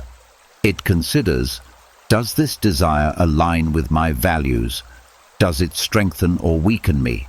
Does it build or destroy? In this way, even desire becomes a teacher rather than a master. This choosing is where freedom lives. Many people think freedom means doing whatever you feel like doing in the moment. But that is not freedom. It is compulsion. True freedom is the ability to pause, to examine, to choose. It is the power to act according to reason, not impulse, to align with principle, not pressure. This is why the Stoics called self-mastery the only true freedom. You may not control external events, but if you can control how you respond to them, you are free in the most essential way. You are no longer tossed about by every emotional wind. You become the helmsman of your own ship. Emotions may visit, but they do not command. They may whisper, but they do not dictate. This reframing changes your relationship to your inner life. Emotions are no longer threats to be suppressed or tyrants to be obeyed. They are guests. Some bring gifts, insight, energy, motivation. Others bring challenges, confusion, temptation, distraction. But all are temporary. All are passing. You welcome them. You listen. You learn. But you do not surrender your sovereignty. You remain the host, not the hostage. You hold the authority to decide how to act. This authority is your birthright as a rational being. No one else can live your life for you. No one else can make your choices. Even when external freedom is limited, even when circumstances constrain you, the freedom of choice within you remains. This is why the Stoics taught that no one can harm your will without your consent.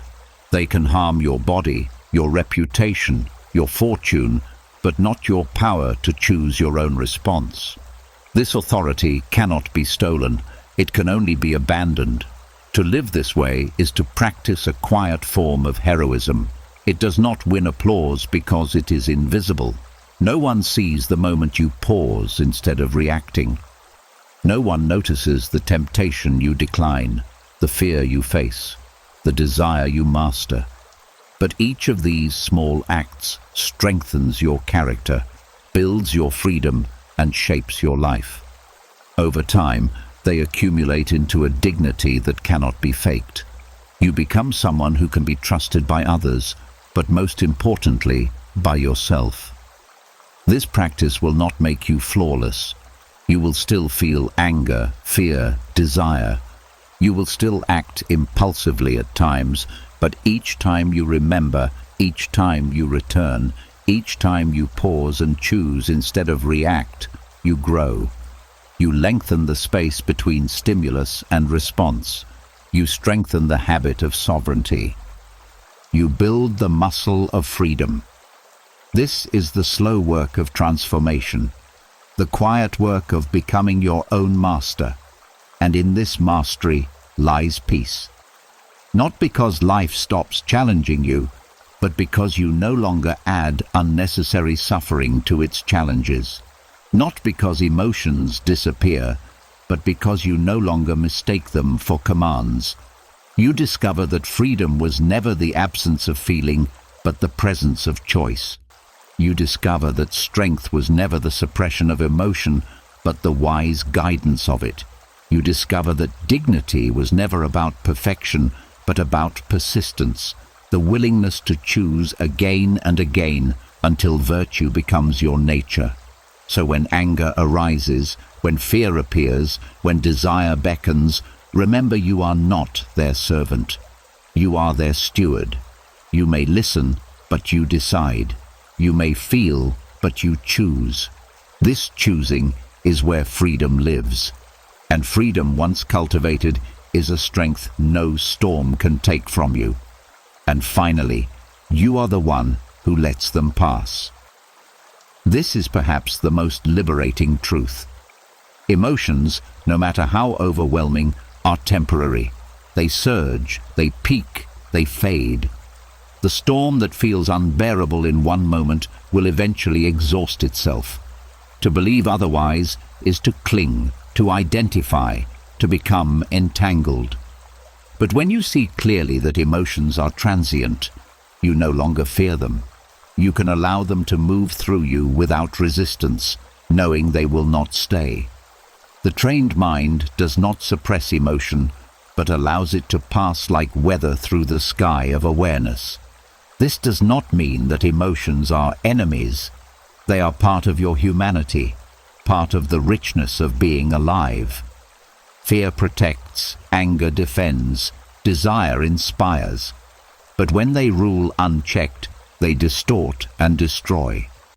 Their power must be balanced by judgment, by reason, by discipline. The Stoics did not seek to eliminate emotion, but to master it. Mastery does not mean numbness. It means harmony. It means that emotion has a voice, but not a throne. The training of the mind is lifelong. Just as a horse requires continual care, continual guidance, continual practice, so too does the mind. You will never reach a point where it no longer needs attention. But this is not discouragement. It is invitation. Each day offers you a chance to practice, to slow down, to listen, to choose, to let pass. Each day you can return to the work knowing that even if you stumble, the practice itself is progress. And in this practice lies freedom. The freedom not to be dragged by every impulse. The freedom not to believe every story the mind tells. The freedom not to collapse under the weight of passing storms. The freedom to live with clarity, with dignity, with strength. When the mind becomes your companion rather than your captor, life itself changes. You no longer fear the rise of emotion because you know it does not define you. You no longer dread the unpredictability of thought because you know you can guide it. You no longer mistake impulse for destiny because you know you can choose. So when the mind races like a wild horse, do not despair. See it for what it is, untrained, not unworthy. And when you practice patiently, steadily, consistently, you will see it change. You will see it slow down, listen, obey. You will see it become a loyal companion, carrying you not into panic, but into peace. And you will remember again and again that you are not your emotions.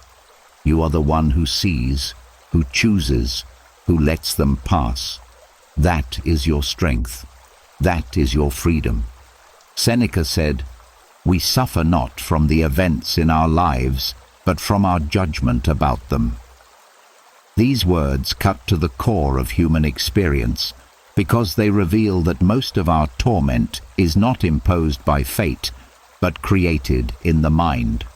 Events in themselves are neutral. They are movements in the great unfolding of life, neither blessing nor curse, until we place them under the lens of interpretation. Yet, how quick we are to judge, to weave a story around what has happened, to assign meaning that multiplies our pain. A delay occurs, and we declare it failure. A goodbye is spoken, and we call it rejection. A challenge appears, and we whisper to ourselves that we must be cursed. In doing so, we hand away our peace, not to the event itself, but to the story we tell about it. How much peace have you lost by telling yourself a false story about what something meant? The meeting that was postponed, did it truly mean you were forgotten? Or was it simply postponed? The friendship that ended, did it truly mean you were unworthy? Or did it mean that lives took different paths, the obstacle you faced? Did it truly mean that life singled you out for cruelty? Or was it simply another step in the training of your soul? Again and again, the mind rushes to close the gap of uncertainty with a story, and in doing so, it forges chains out of illusions. The suffering that follows feels real because the story has been believed. Yet beneath it, the event itself sits quietly, stripped of judgment, asking nothing, meaning nothing more than what it is. A delay doesn't mean failure. Life rarely runs on our preferred schedule. To be delayed is not to be denied. A seed delayed in sprouting is not a failed seed.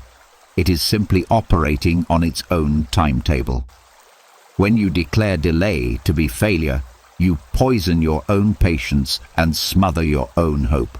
You turn time, which could be an ally, into an enemy. But if you see delay for what it is, a pause, a rearrangement, a natural rhythm, then it ceases to wound you. The project delayed may be preparing you for more readiness than you realize. The answer postponed may carry lessons in patience that deepen your character. The detour may introduce you to paths you would never have seen otherwise. Delay is not failure. It is simply life reminding you that you are not its master, but its participant. A goodbye doesn't mean rejection. People enter and leave your life according to their own journeys. To interpret every departure as rejection is to make yourself the center of a story that is larger than you. Sometimes a goodbye comes because another person must walk a different path, must follow their own growth, must respond to their own calling. Sometimes it comes because the connection has run its natural course, not because you were unworthy, but because the season has ended. To label goodbye as rejection is to close the heart in bitterness. To see it instead as change is to leave room for gratitude. Gratitude for what was shared, gratitude for what was learned, gratitude for the chance to continue walking, even if on separate roads. Goodbye is not rejection, it is movement. And movement is the essence of life. A challenge doesn't mean you're cursed. Difficulty is not a punishment. It is an inevitable part of existence. To live is to be tested, to be stretched, to be refined. When you interpret every challenge as evidence that life is against you, you turn trial into torment. You make yourself a victim of fate instead of a student of it. The Stoics remind us that obstacles are not merely hurdles, but opportunities for practice, for patience, for courage, for creativity, for resilience. To face a challenge is not to be cursed, but to be invited. Invited to grow stronger than you were, to see more clearly than you did, to live more deeply than you had. The mountain that rises before you is not a curse laid upon you. It is a chance to climb. Look again. This is the key. Events will happen. Delays, goodbyes, challenges, surprises, losses, victories. Each one arrives raw, without meaning until you assign it one. The first story you tell yourself may not be the true one. It may be shaped by fear, by old wounds, by habit. But you are not bound to your first judgment. You can pause, you can breathe, you can look again. You can ask yourself, what is the fact? What's my story about the fact? You may discover that much of your suffering lies not in the fact itself, but in the story you attach to it. And if that is the case, you have the power to choose again. Choose again. This is the freedom that Stoicism offers.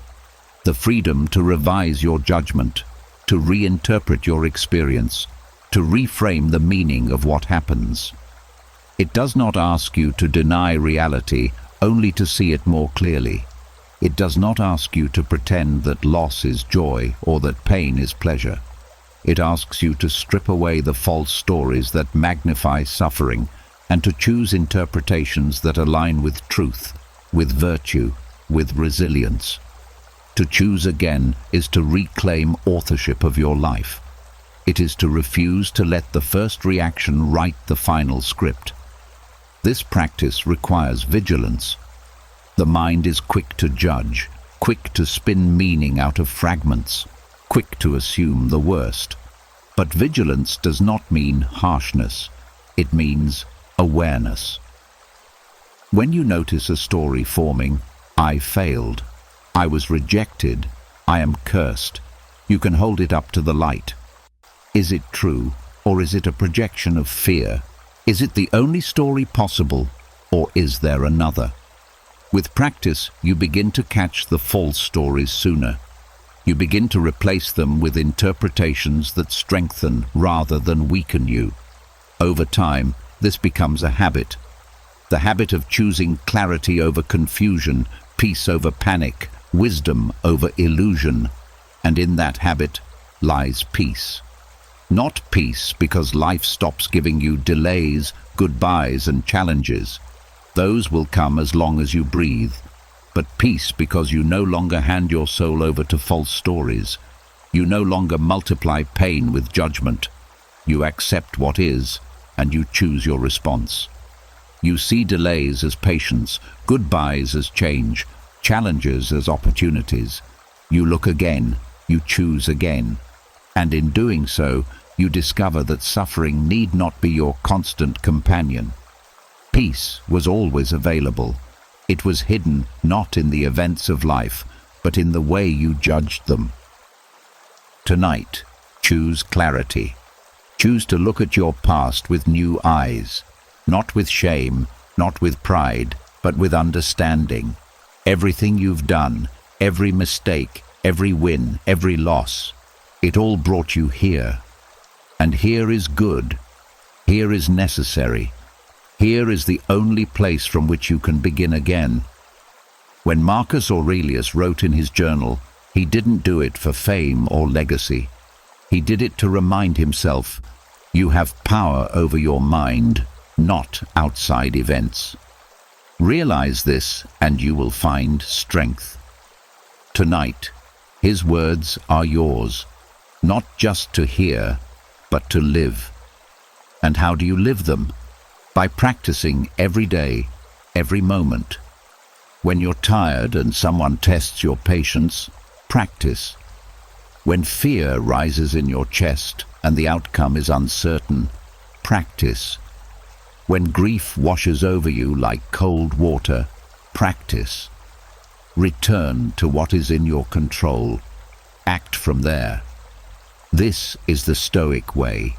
It is not cold. It is not robotic. It is deeply human because it refuses to abandon dignity. It refuses to collapse under chaos. It teaches you to feel everything, but to be ruled by nothing. To let life touch you, shape you, but never destroy you. You were never meant to control everything. This is a truth that most of us resist because the human mind craves certainty. It wants the world to bend to its plans, people to conform to its expectations, and life to unfold according to its timeline. And when it does not, when circumstances slip from our grasp, when others act in ways we cannot predict, when fortune turns suddenly, we feel betrayed, as though life itself has broken a promise. But life never promised control. It promised only existence. To demand control over everything is to demand the impossible. And in doing so, we create our own suffering. You were meant to control yourself. That is enough, more than enough. The Stoics and other sages have taught this across centuries. The only true domain of control is your own mind, your own choices, your own actions. Everything else lies beyond your command. And yet, within this narrow domain lies an immense power. For what is a life if not the sum of its choices? What is character if not the cultivation of thought and decision over time? To control yourself is to direct the one thing that shapes everything else, your response. You cannot control the wind, but you can control the set of your sails. You cannot control the storm, but you can control whether you stand firm or collapse. This is not weakness, it is wisdom. It is strength of the most enduring kind. Control your thoughts, for thoughts are the seeds of action, and actions become habits, and habits shape the entire course of your life. An unguarded thought may seem harmless, but repeated often enough, it can distort the way you see the world. Fearful thoughts breed a fearful life. Resentful thoughts breed a bitter life. Grateful thoughts breed a generous life. You cannot stop thoughts from arising, just as you cannot stop the wind from blowing. But you can choose which thoughts you entertain, which you cultivate, which you allow to guide you. This is the first field of control, the soil in which everything else grows. Control your choices. Life presents you with circumstances beyond your command, but within each circumstance is the freedom to choose. The choice may be small, a word spoken with patience instead of anger, an act of honesty instead of deceit, a decision to persist instead of quitting. Or it may be great, a commitment to live by principle even when it costs you, a decision to forgive when vengeance would be easier, a choice to stand firm when fear urges retreat. Each choice is a thread, and together they weave the fabric of your character. You cannot control what others do, but you can control what you do. That is enough to shape the life you live. Control your direction. This does not mean controlling every step or predicting every outcome. It means setting your course according to your values and adjusting as needed when life shifts beneath you. The sailor cannot control the wind or the sea, but he can control the rudder, the sails, the bearing of the ship. Direction is not certainty, it is orientation. When you know who you are and what you stand for, you have a compass.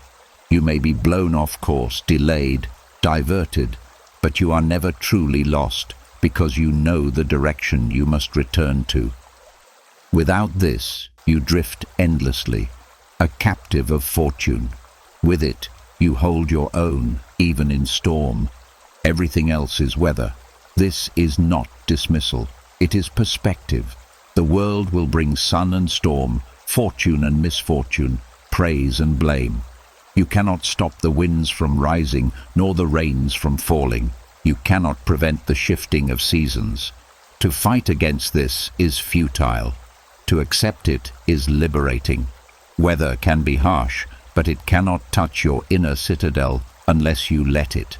When you accept that everything outside yourself is weather, you no longer take it personally. The storm does not rage against you. It simply rages. The rain does not fall to spite you. It simply falls.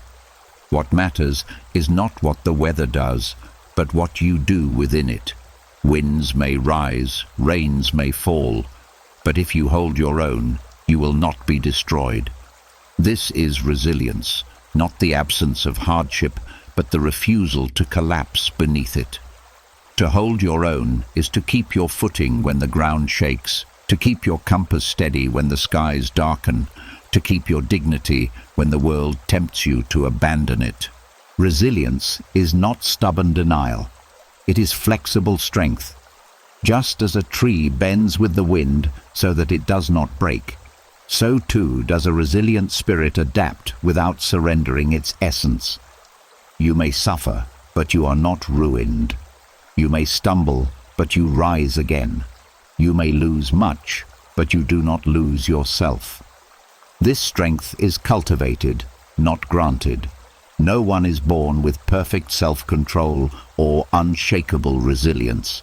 These are forged through practice, through the repeated work of focusing on what is yours to control and letting go of what is not. Each time you resist the urge to rage against weather, you grow stronger. Each time you return to your values instead of your impulses, you grow freer over time. This becomes a habit, and the habit becomes a character, and the character becomes your freedom. The storms will still come, but they will no longer undo you. And so the paradox reveals itself. By surrendering the illusion of control over everything, you gain true control over yourself. By ceasing to fight the weather, you conserve your strength for the helm of your own ship. By narrowing the circle of control, you expand the depth of peace. You were never meant to control everything. You were meant to control yourself. That is enough. That is more than enough. For in mastering yourself, you discover that nothing outside you can truly destroy you. As you rest, let these truths wrap around you like a soft blanket. Let them settle not just in your mind, but in your body, in your breath, in your bones. Let the part of you that knows deeply that this is the way wake up while the rest of the world sleeps. Right now, everything you need is already within you. This truth may feel difficult to accept because the world has taught you the opposite. From an early age, you were told that you were incomplete, that you must seek endlessly outside yourself for the missing pieces of wholeness. You were told that the next book, the next course, the next teacher, the next opportunity, the next breakthrough would finally make you enough.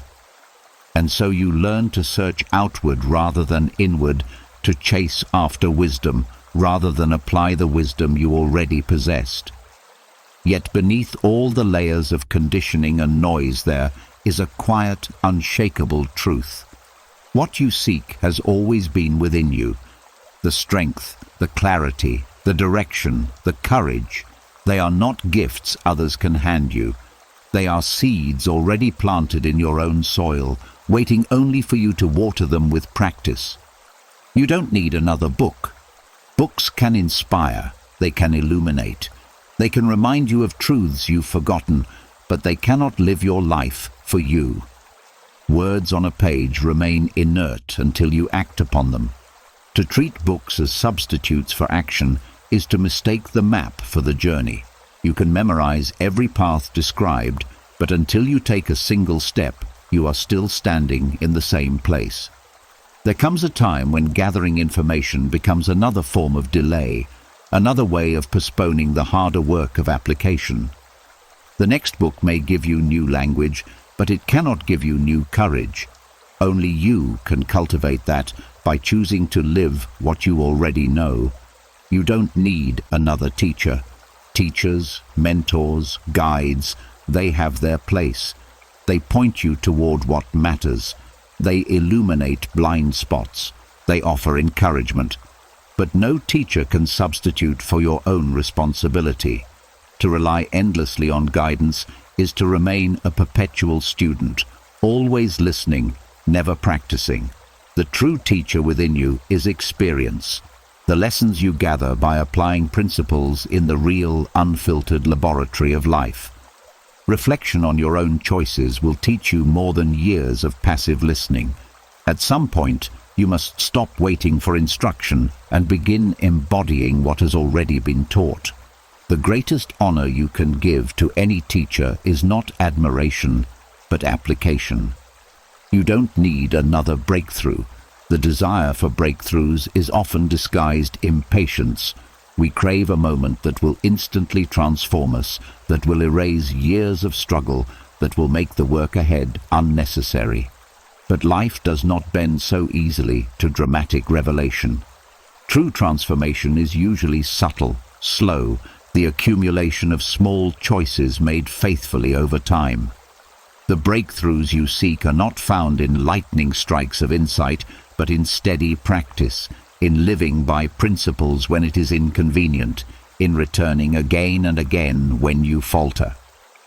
If you look honestly, you already know enough.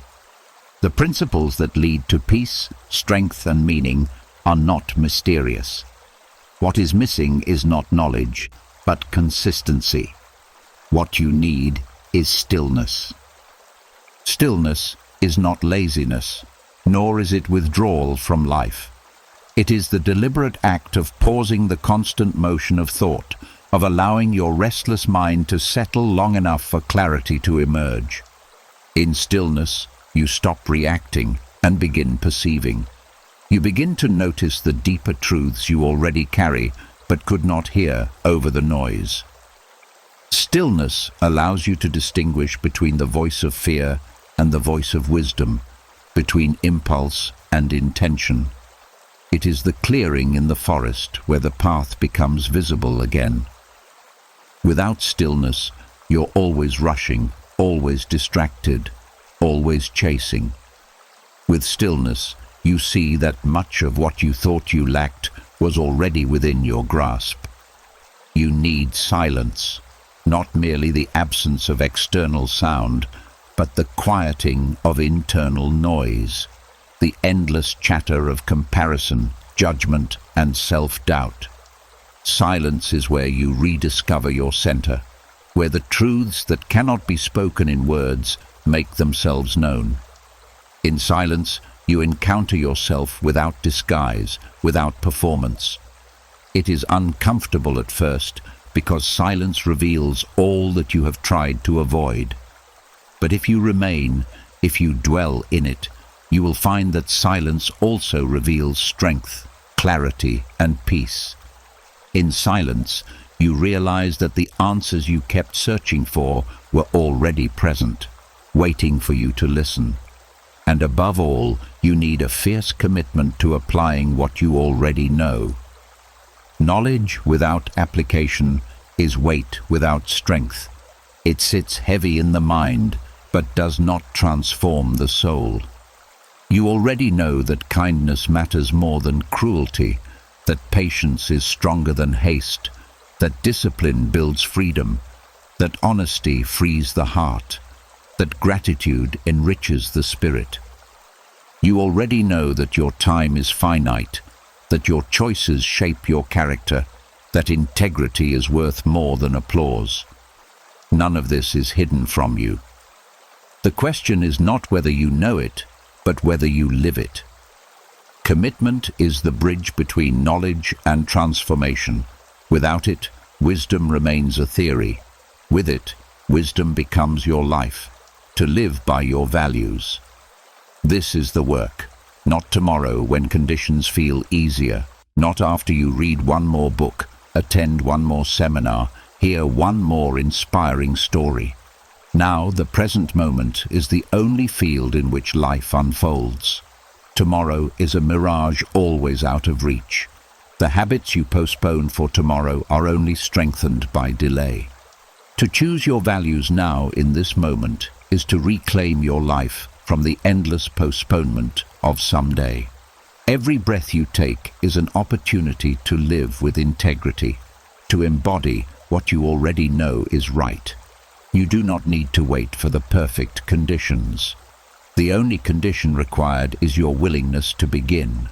This willingness is freedom. Freedom from the illusion that salvation lies outside you. Freedom from the endless chase of new knowledge. Freedom from the fear that you are not yet ready.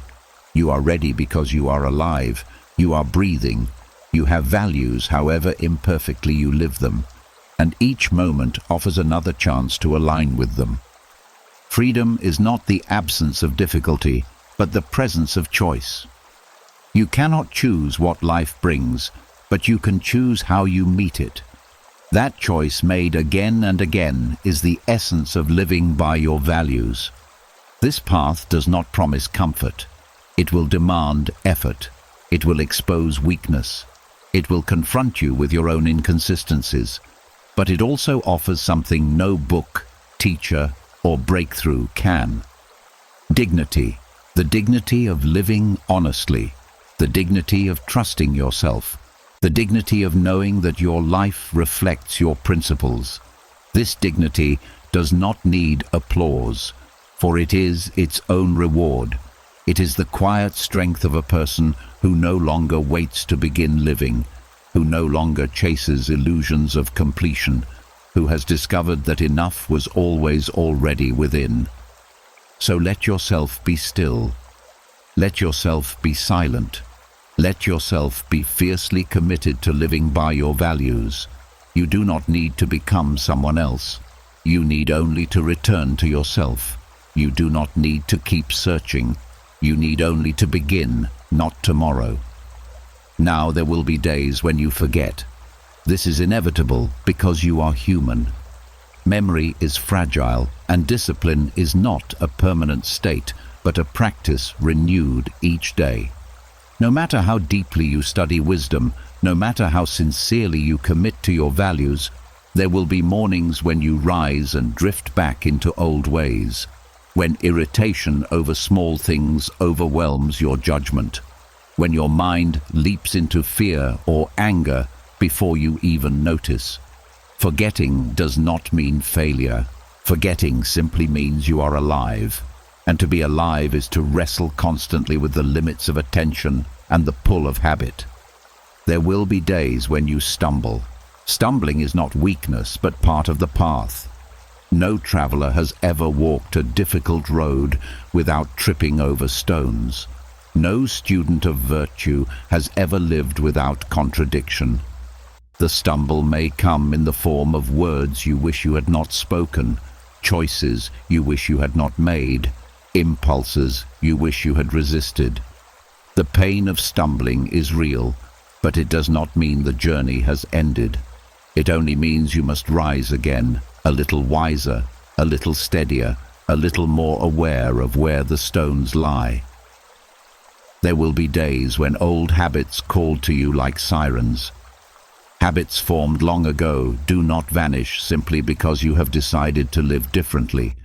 They linger in the corners of the mind, whispering their familiar promises: comfort, escape, ease, relief. Like the sirens of myth, they sing with beauty but lead to ruin. If followed blindly, the pull of these habits may feel discouraging, as if you have made no progress at all. But their persistence is not proof of failure.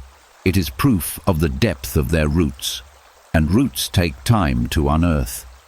The call of old habits is part of the journey. The practice is learning not to obey every song. That's normal. This is what must be remembered. The Stoic does not seek perfection. He does not imagine a life in which he never falters, never feels anger, never feels fear, never makes a mistake. Perfection is a fantasy, and to chase it is to condemn yourself to despair. The Stoic seeks not perfection, but progress. He understands that the standard is not flawlessness, but fidelity. Fidelity to returning again and again to the practice of virtue. He expects to be tested, to be challenged, to be pulled off course. What matters is not that he has never moved, but that he returns each time to the path. He seeks return. This is the essence of Stoic practice, the willingness to begin again. When he forgets, he remembers anew. When he stumbles, he steadies himself and takes the next step. When the sirens call, he notices their song, but does not surrender his ship to them. The Stoic does not define himself by the fall, but by the return. Each return is a triumph, even if it must be repeated 1,000 times. For the act of returning is the act of choosing to align again with reason, with virtue, with clarity. And in choosing, he grows stronger. He starts again as many times as it takes. This is the true discipline, not the illusion of perfect mastery, but the resilience of renewal, the courage to start again after failure, the humility to admit error and correct it, the perseverance to keep rising when weariness whispers that it would be easier to stay down. Starting again is not weakness. It is the heart of strength. The one who never falls cannot be admired, for he does not exist. The one who falls and rises again is the true example of endurance, because falling is human. To feel fear, to feel anger, to feel temptation, to feel despair. These are not signs of failure, but signs of humanity. To fall into these emotions, to act from them at times, is part of what it means to live as a human being among uncertainty and challenge. No philosophy, no wisdom, no practice will erase this. The Stoics never promised immunity from human weakness. They promised a way to respond when weakness arises. They promised the possibility of strength within imperfection, of dignity within struggle. Rising is the practice. To rise is to affirm that you are not defined by the fall. It is to say, I am not my mistake. I am not my lapse. I am not my stumble. I am the one who chooses to rise again. Rising transforms failure into training, weakness into wisdom, struggle into strength. Each time you rise, you prove to yourself that you are larger than the moment that pulled you down. Rising does not erase the fall, but it redeems it.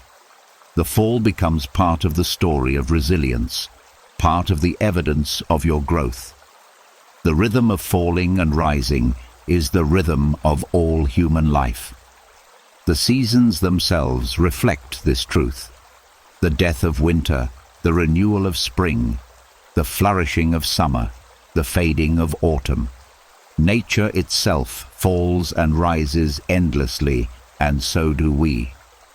To demand that you never fall is to demand that you be something other than human, something other than natural. To accept falling and to commit to rising is to live in harmony with the way of things. It is to walk with dignity even in imperfection, to see in every return a new beginning. So when you forget, when you stumble, when the sirens of old habits sing, do not despair. Remember that this is the path. Remember that you are not asked to be flawless, but faithful. Not asked to never fall, but to never give up returning. Remember that falling is human, and rising is the practice. And each time you rise, you embody the very essence of Stoic strength.